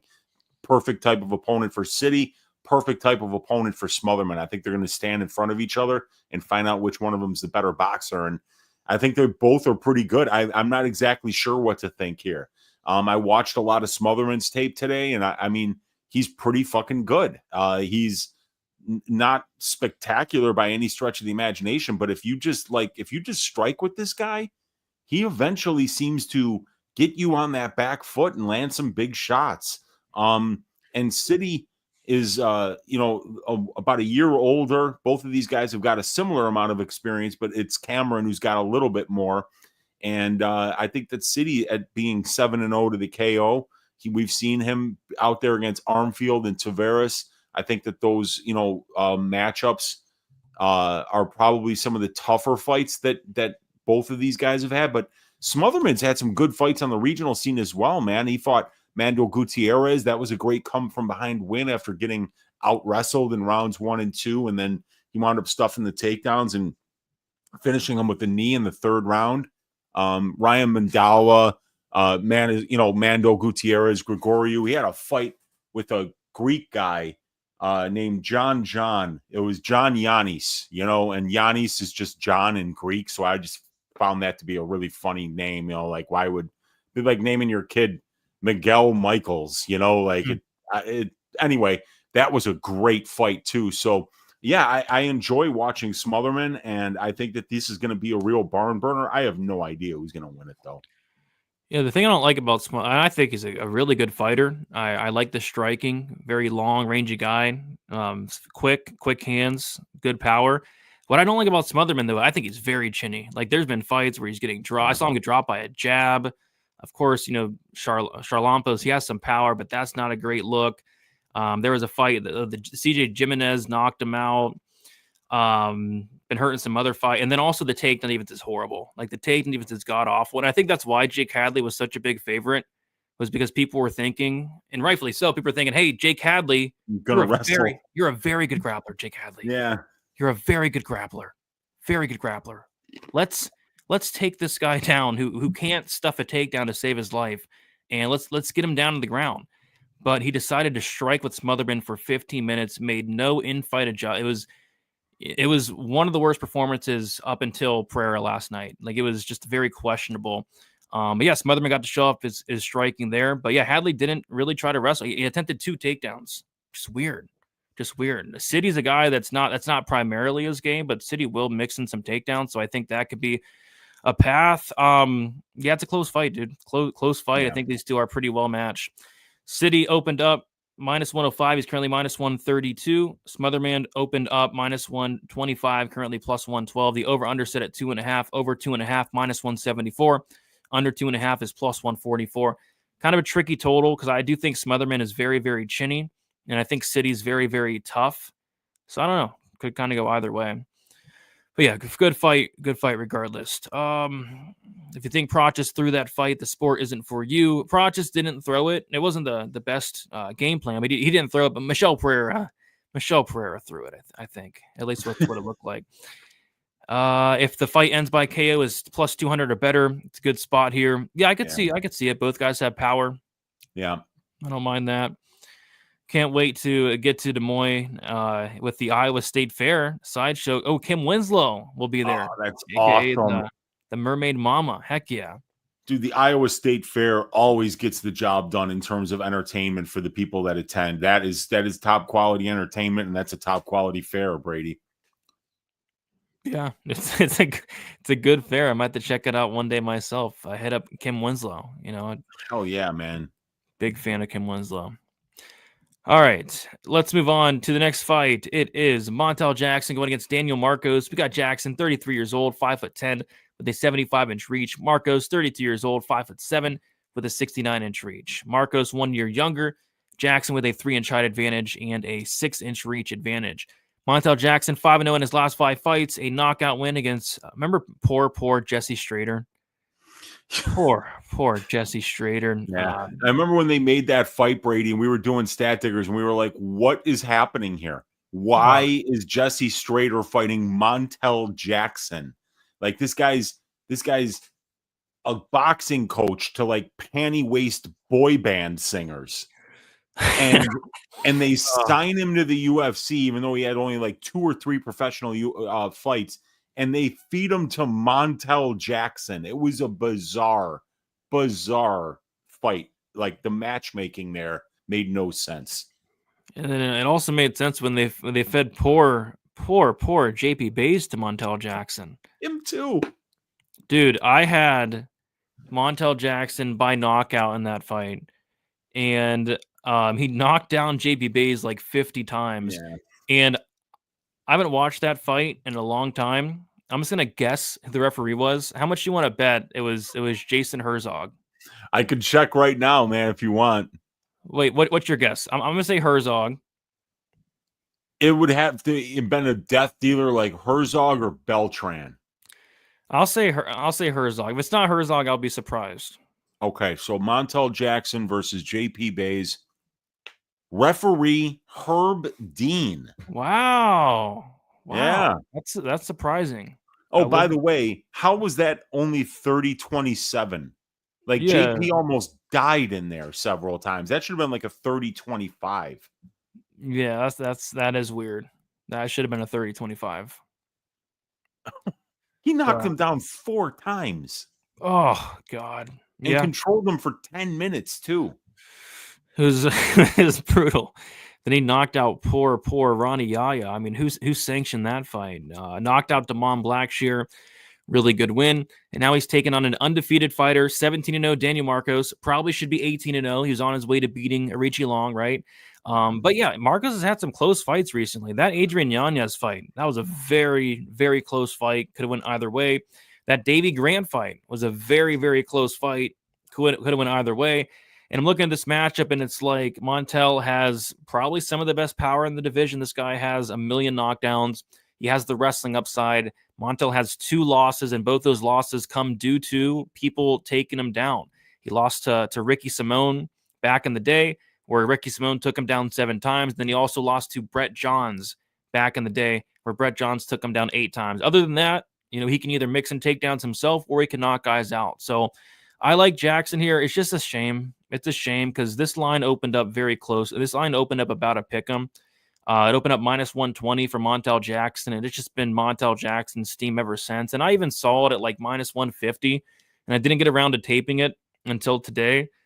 But yeah, I would have loved Jackson for anywhere from -120 to -150. Now at -213, it's like, yeah, probably where it should be. I just kind of struggle to see how Marcos wins this fight outside of Jackson just fighting a very, very poor game plan here, because he has all the wrestling upside. He has that power, has that length. So I like Jackson here, but the line has been getting blown out throughout the last week or so. I'm high on both of these guys. I think Daniel Marcos is a really good fighter, although I was really kind of surprised not to see him run away with the Adrian Yanez fight, to be honest with you. The Castaneda fight, boy, did he look good in that fight. I mean, like, John Castaneda is a good fucking fighter, and John just couldn't find any success in that fight. So yeah, the fights have been a little bit close lately. The Castaneda fight wasn't close, but the Grant fight sure was, and so was the Yanez fight. And I feel like Montel Jackson would destroy Adrian Yanez. I feel like he would destroy Davey Grant. just because of Montel isn't just relying on his striking like those guys are. I mean, he can grapple you as well. And he's a monster in the clinch too, because he's got those ridiculously huge hands.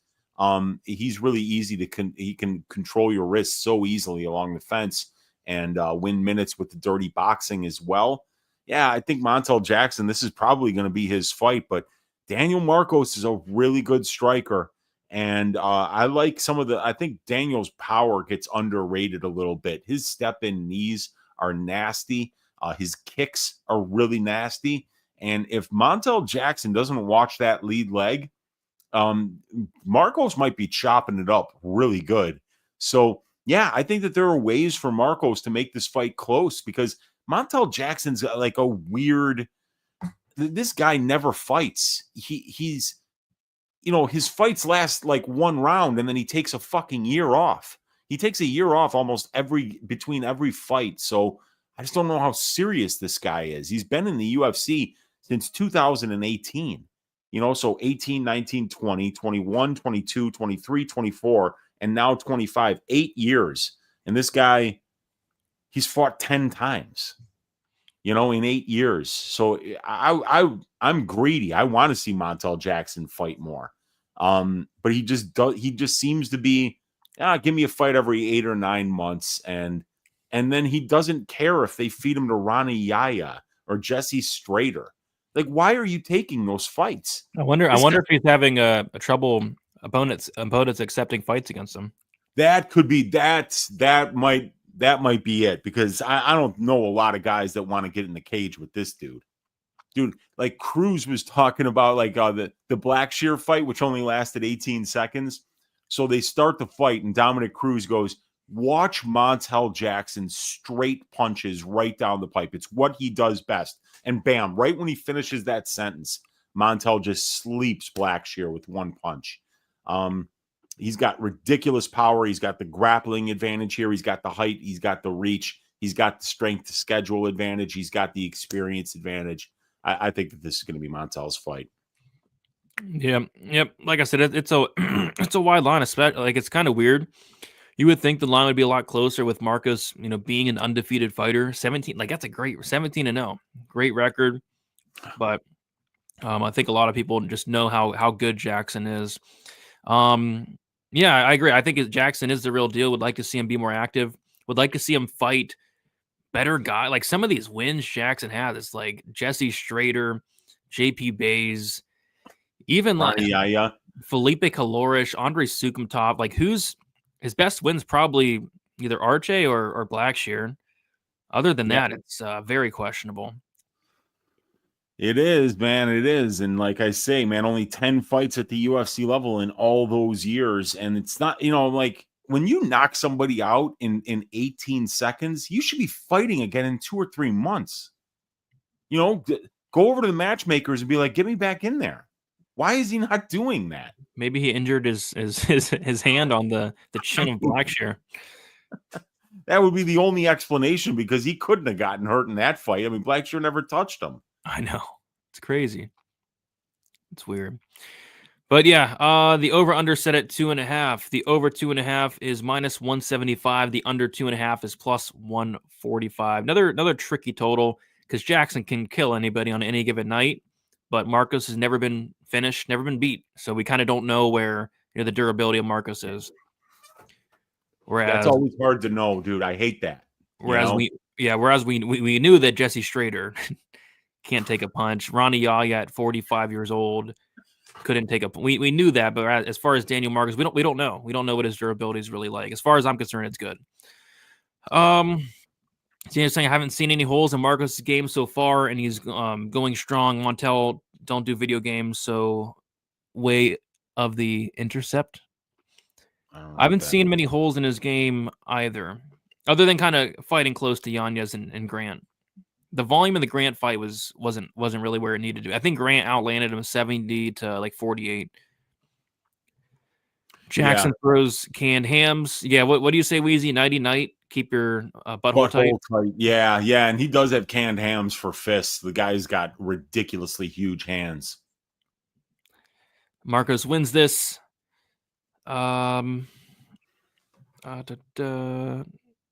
Someone ban who?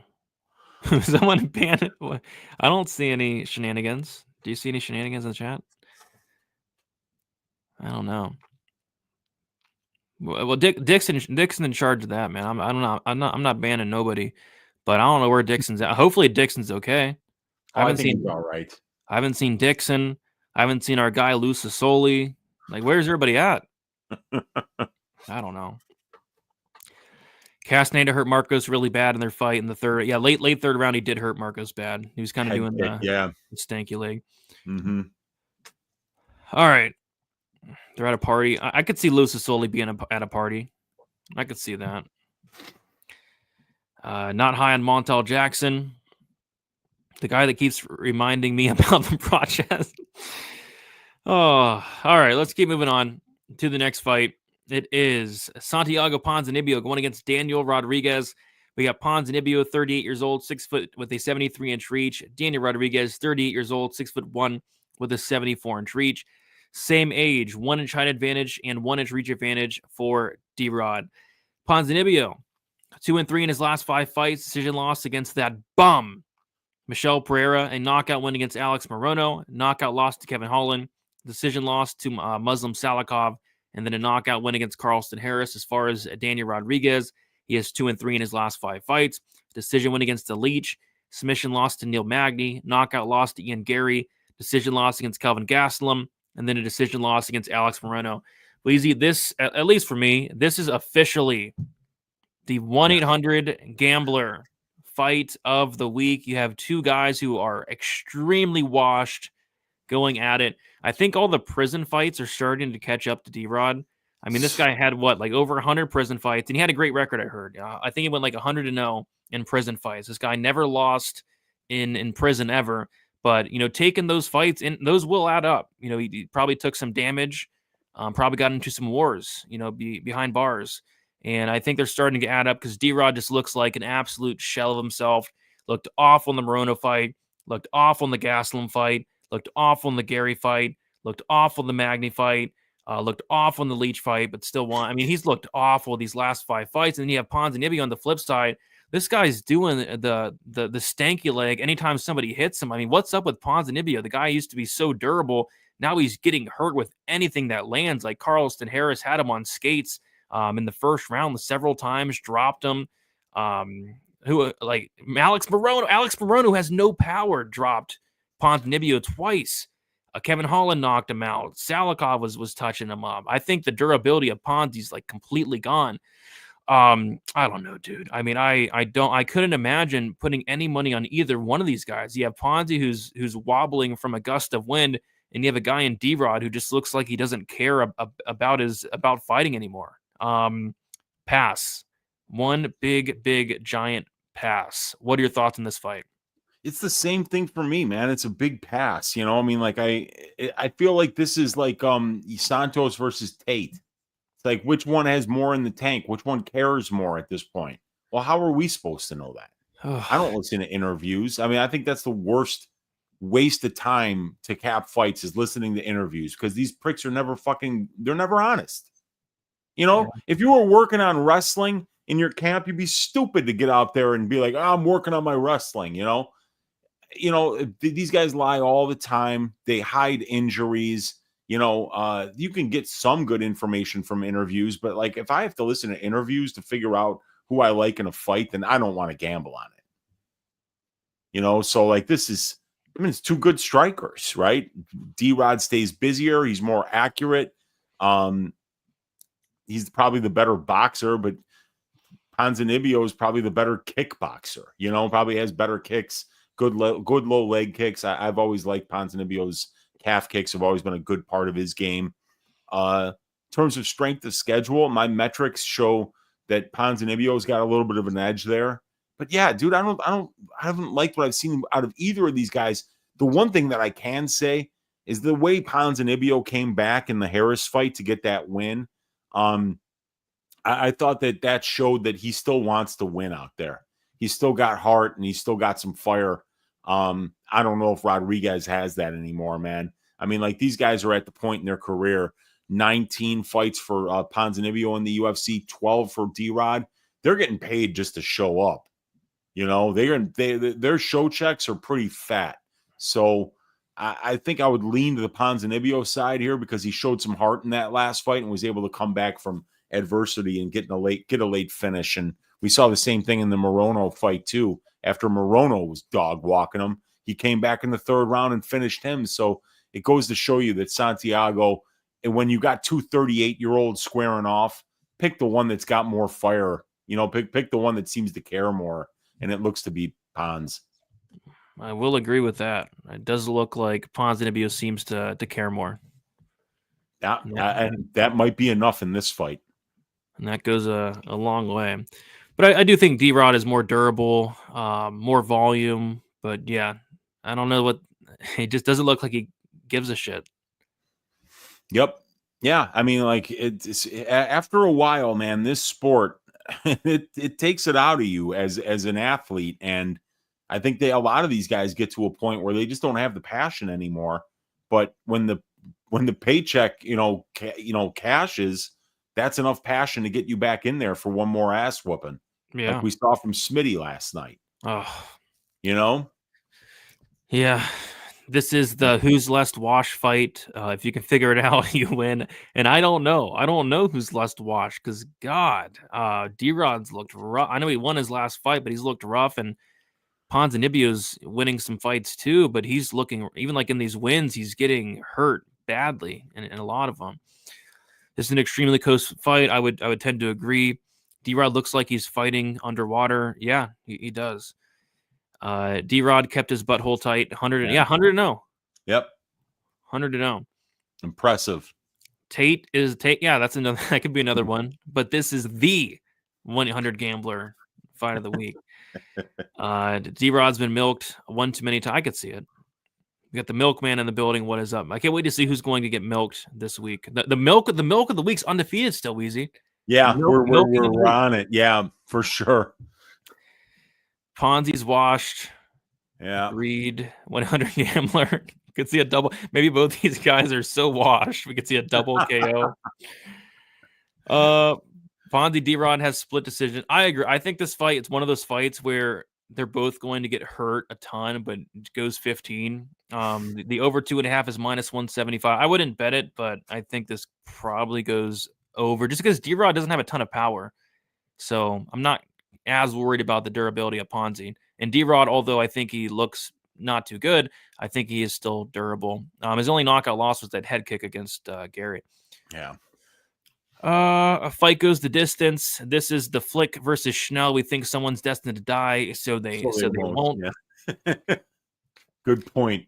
Yeah. Thug Nasty said, bet the ranch on me and proceeded to get sub. Somebody else said, bet the house on me and proceeded to lose. Not good. Now, if you're going to say bet the house. Oh, Josh Emmett. Oh, God, Josh. Yeah, it was Emmett. Yeah. Emmett said that. Yeah. The only time I've listened to a fighter about that was Joe Pyfer because he was so convincing. He was like, bet the house. I'm going to knock out, I think, Gerald Mearshart. I'm going to knock out Gerald Mearshart.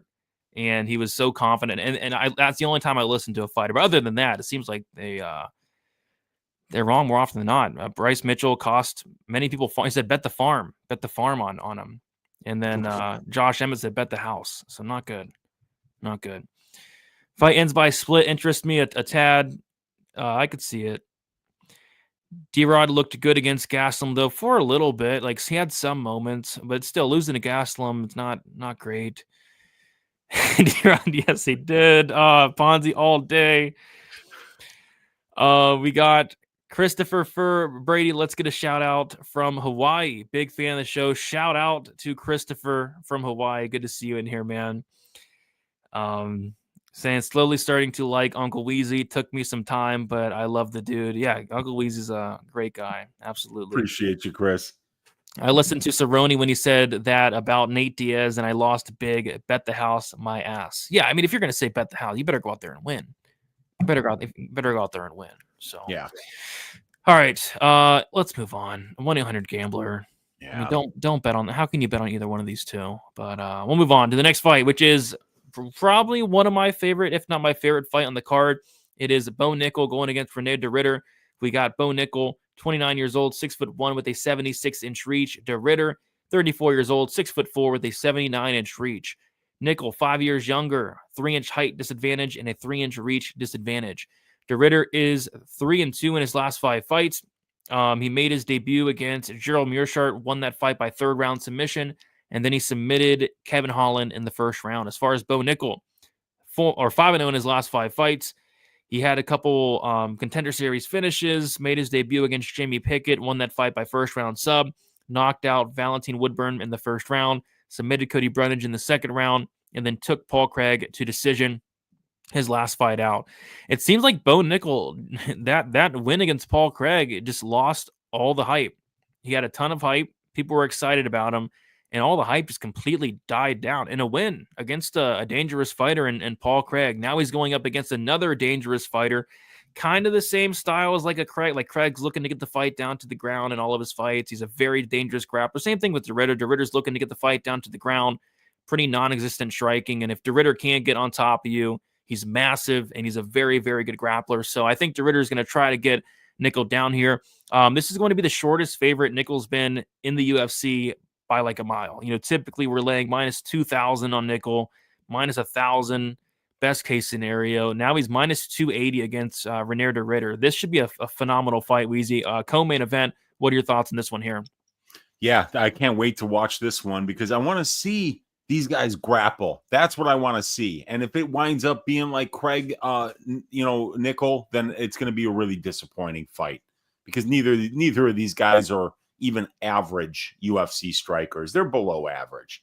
And I want to see them do what they're above average at, and that's wrestling and grappling. So this is going to be a fun one because, Bo Nickal, I don't think it'll be as easy to win a striking match against De Ridder as it was against Craig. De Ridder's kind of got like a weird style. And I think he throws a lot more kicks and stuff like that too. So, Bo barely won that fight against Paul Craig, but I thought it was convincing enough that he should have easily won it on the scorecards, but it was a close fight, So I want to see these guys grapple. I'm hoping one of these guys initiates the wrestling here, but I don't know who it'll be. I think that this is probably going to be a very close fight if it stays standing, but if it gets to the ground, I don't know, man. I don't know what to think because obviously Bo's the better wrestler, but Reinier De Ridder is the much better submission grappler. And dude, I mean, like this guy, he's got 3 inches of height. He's got 3 inches of reach. It's a southpaw versus southpaw matchup. But you want to talk about the experience advantage and the strength of schedule advantage that Reinier De Ridder has over Bo Nickal. That could be one reason to be backing the underdog here because I'm not sure where Bo's that much better than Reinier De Ridder anywhere. He's younger. He's 5.5 years younger, but he doesn't have any of the measurables advantages. He doesn't have an experience advantage overall, or he's got 2 more fights at the UFC level, but he's fighting guys that literally weren't even UFC quality by any stretch of the imagination. Val Woodburn, Jamie Pickett, and then the bums that he fought on the regional, or I mean on the Dana White's Contender Series 2 were very low level opponents. While De Ridder's out there fighting 5 rounds in one against, some really tough opponents. So I think that this one's going to be pretty close. I wouldn't be laying this kind of juice on Bo Nickal because he's not really that much better than Reinier De Ridder anywhere other than youth and wrestling.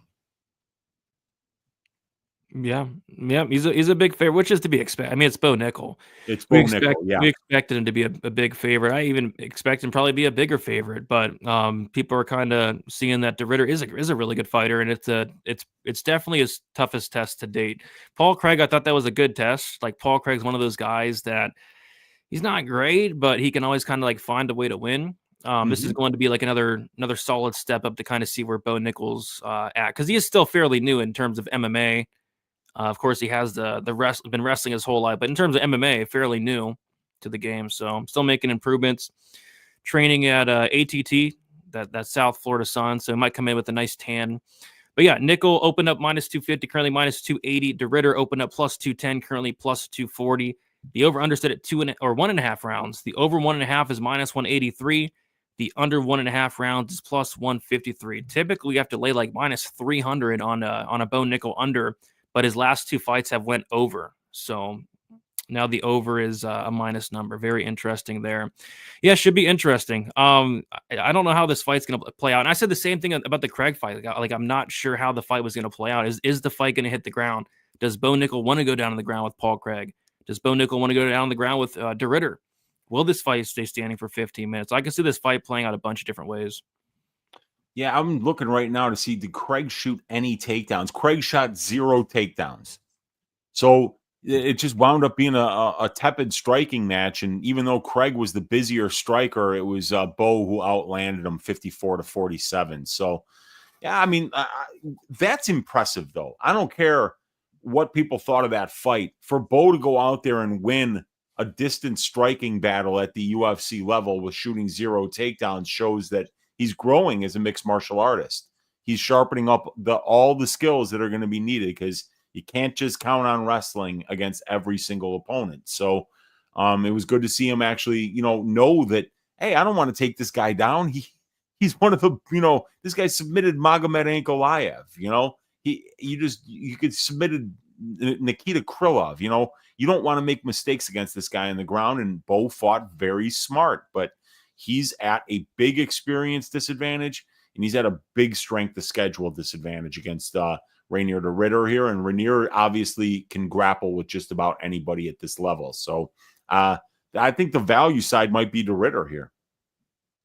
Yeah, I was impressed with the fight IQ, because how many times have we seen people go down on the ground with Craig for no reason? Yep. But Nickal didn't. So that was good. Smart play, yeah. RDR will not let this fight be slow. But yeah, I think this fight is going to be a lot more fun than the Paul Craig fight. Does the size difference matter? De Ridder's way bigger, like different weight class. And yeah, De Ridder's actually fought up a weight class before. He's a big Oh, dude. yeah. He was the 205-pound champion as well in one, until he ran into that steroid Malikan Russian dude that was just like, wow. Guy was bulging out of his skin. Might be a lot of striking, but maybe Bo catches him. He's pretty technical. Yeah, I thought his striking looked really good in the Craig fight. Not a ton of volume, but what can you do? Nickal champ 2026. Bo has BJJ himself. It's not an insta sub for RDR on the mat. He does have some solid BJJ, but De Ridder's BJJ is very, very good. Askren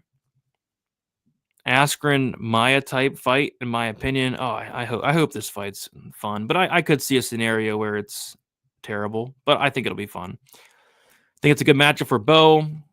I think money will come in on Bo still, to be honest. Close around minus 300 to minus 350. I could see it. Craig did not fight Bo. He was scared. Yeah, I mean, I would like to see Craig go for some takedowns, but at the same time, there's probably no way he was getting him.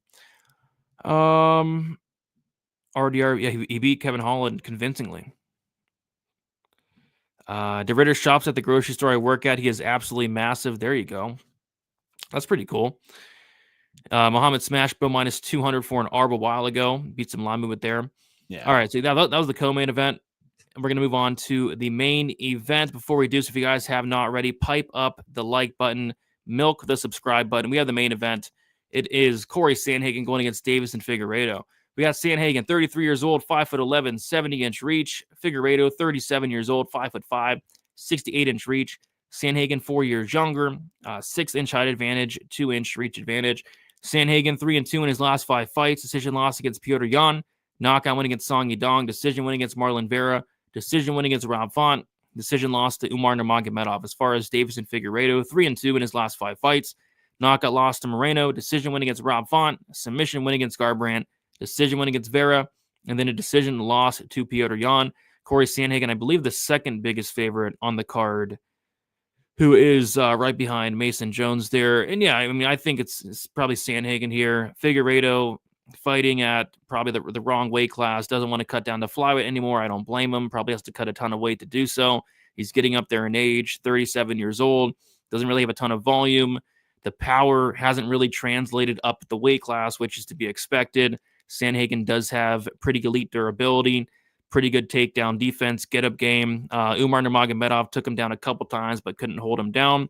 I kind of think this fight plays out in the feet, and I kind of just see Sandhagen outworking him. Sandhagen should have better cardio, much better volume, should be able to outland Figgy 3-1, 4-1 even.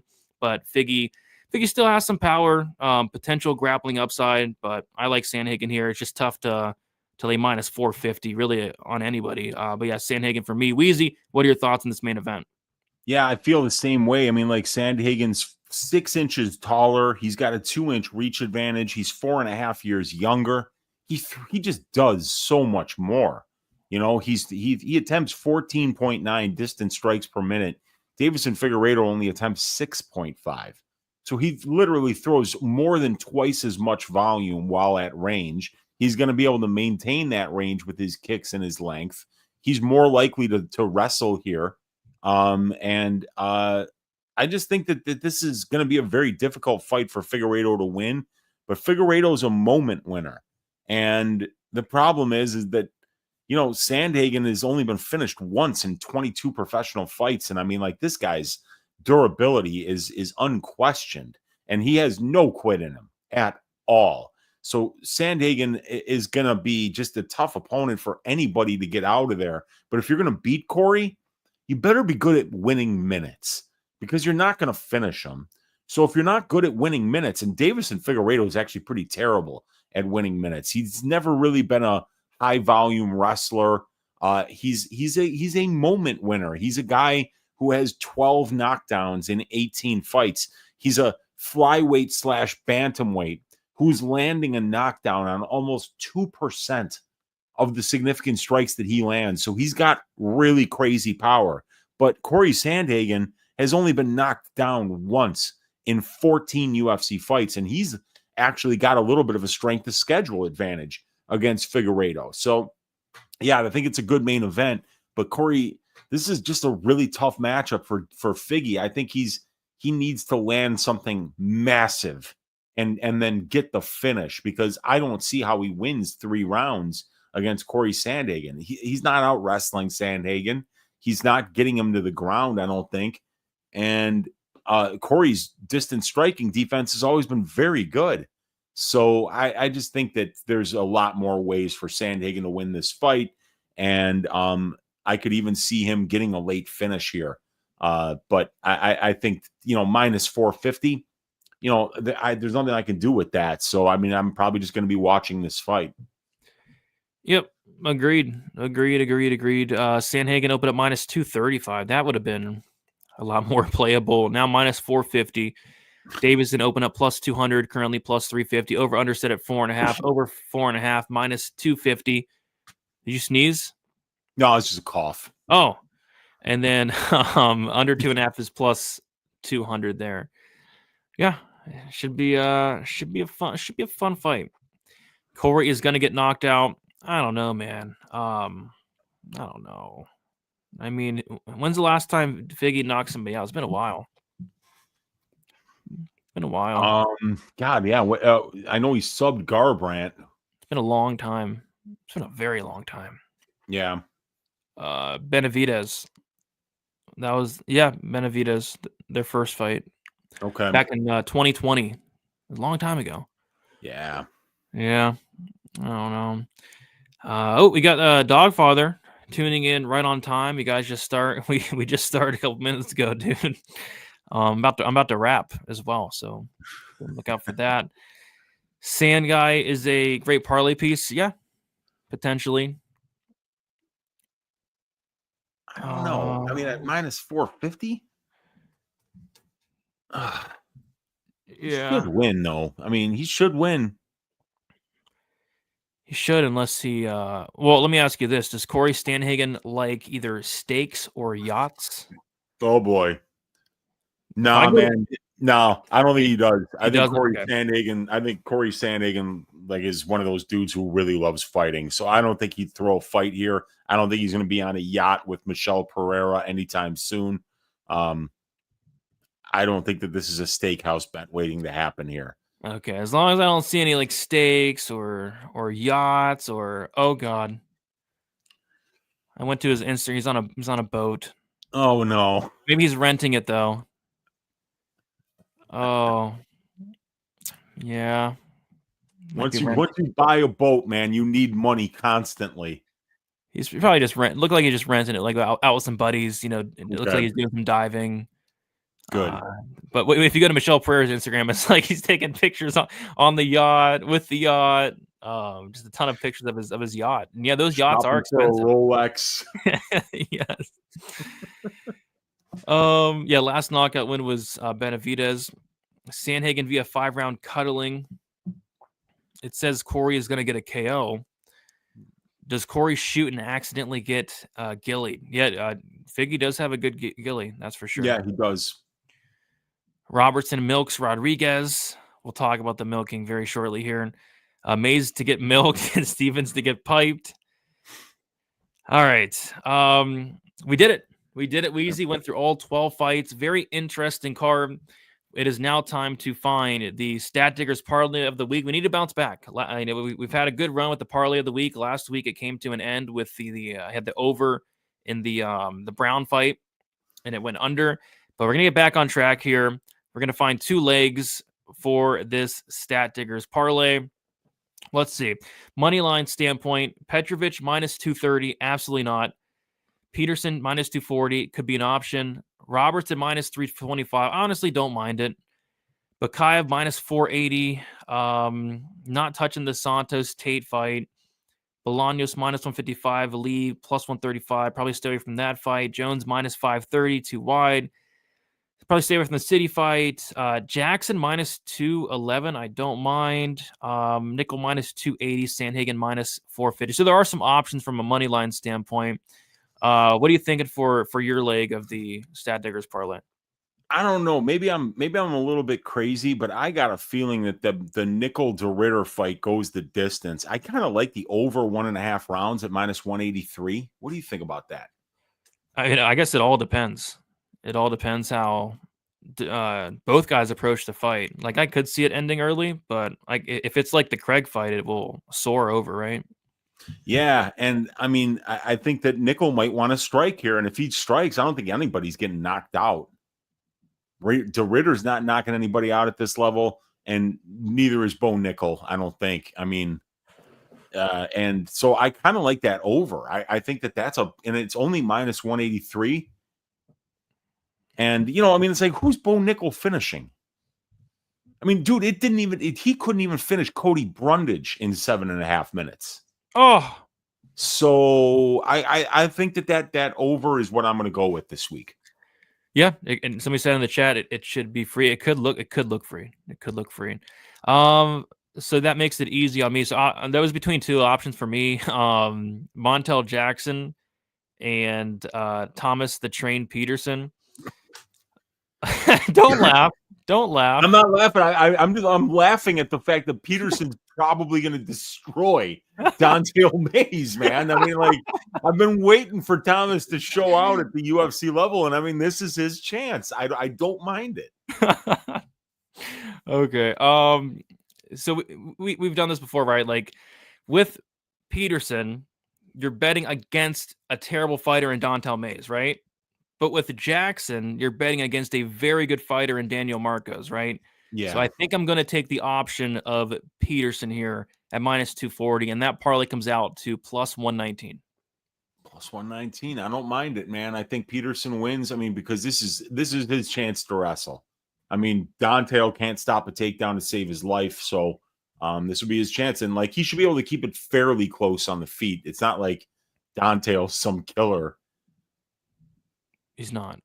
So, all right. So now we got to go with the piping of the week and the milking of the week. The milking has been hot. The milking has been undefeated. The milking has never lost. We got to find a milking, Weezy. So here I think are the options, right? Like I think Thomas Petersen could potentially milk Don'Tale Mayes. We could see Don'Tale Mayes show up horrible at weigh-ins, look like he didn't train. We can see Gillian Robertson taking down Marina Rodriguez, milking her. Although I don't think there might be a finish in that fight. We could see her, milk her, slowly drain her throughout the course of the fight. Bekoev could potentially milk Loder. Jones probably more of a piping. I I don't think anybody's getting milked in the D-Rod. And they might milk each other in the D-Rod Ponzi fight. Yeah. Yeah, There's not much there. I don't think Sandhagen's milking Figgy. I don't think if Nickal's winning, he's not milking De Ritter. So I think the options really are between Gillian Robertson, Thomas Petersen, and Azamat Bekoev for potential milking. Yeah, and I'm kind of feeling like Gillian's going to get the takedowns here. But will she milk her? Will she come out there, take her to the ground, grab her by Marina Rodriguez? I don't think she has teats. She doesn't. Marina Rodriguez is a surfboard, but it doesn't mean that there's not milk in there, Brady. And if there's milk in there, the one lady in this division that can find it is one Gillian Robertson. That's what I'm saying. I like it. So the milking of the week is going to be Gillian Robertson to milk Marina Rodriguez.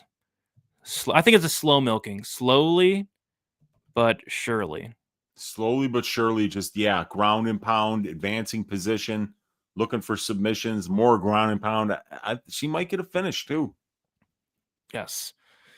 So milking of the week is Gillian Robertson. See if we can keep the train rolling. So piping options. We have Thomas Petersen, Azamat Bekoev, Mason Jones, and that's even probably Montel Jackson, I would say too. I mean, just because when this dude hits you, yeah, he could pipe somebody. So who do you think is going to get piped on site? It's going to be vicious. Somebody's gonna like we've hit a lot of pipings, but a lot of the pipings have been like decisions. Like who's going to go out there and serve their opponent? Really, just finish them, huh? I don't know about Jones. I kind of feel like if Jones is winning and finishing, it's more likely a sub. That's like more like a milking. Yeah. Same thing with Petersen. Like Petersen, more so like taking him down, and I'm not sure if that's a piping really. I don't know, dude. He might finish with ground and pound though. He would, but would that be a? Yeah, I guess that could be like a pipe, like an on the mat type piping. Yeah. You just you take the guy down. It's like, give me the pipe, while you got, and then you just start cracking them, and then it's over. I guess because usually when you think of pipings, you think of just it's standing, but I like maybe like an on the mat piping where he just pipes them on the ground. Yeah, I think that because Dontail can't stop takedowns, and Thomas Petersen is very aggressive from top position. All right, so the onside piping of the week is Thomas the Train Petersen to pipe Dontel Mays. Dontail Lord Quang Mays. Do I really have to put Lord? No, Quang? you don't have to do that. I did it anyway. Lord Quang Mays on site. Okay. The on-site piping of the week is Thomas the Train Petersen to pipe Dontel Lord Quang Mays on site.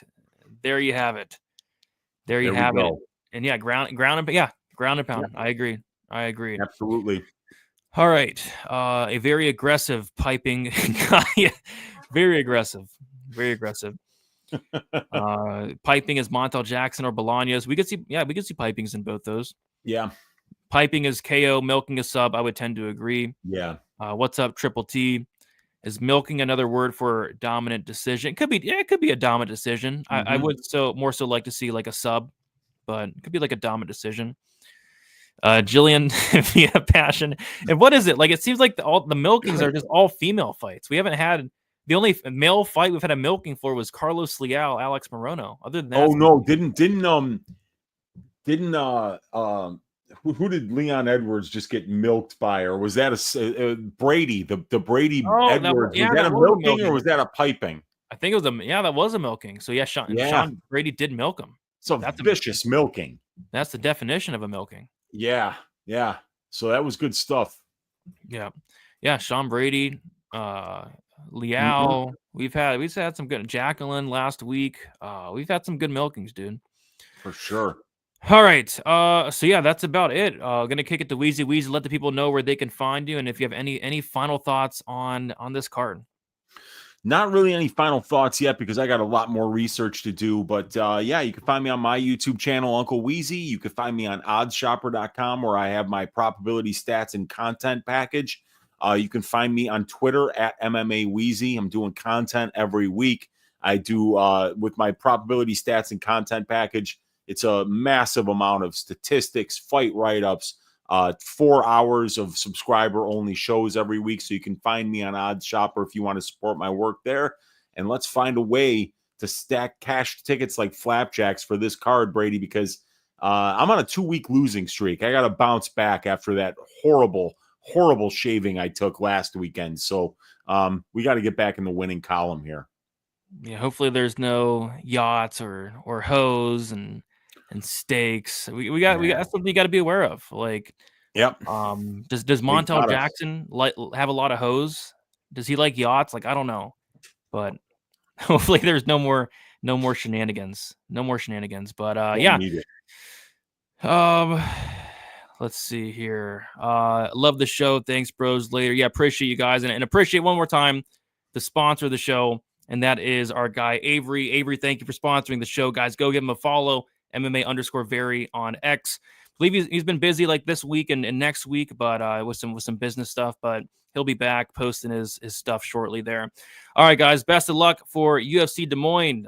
Like on your way out, subscribe, and we will talk to you guys soon. See you later.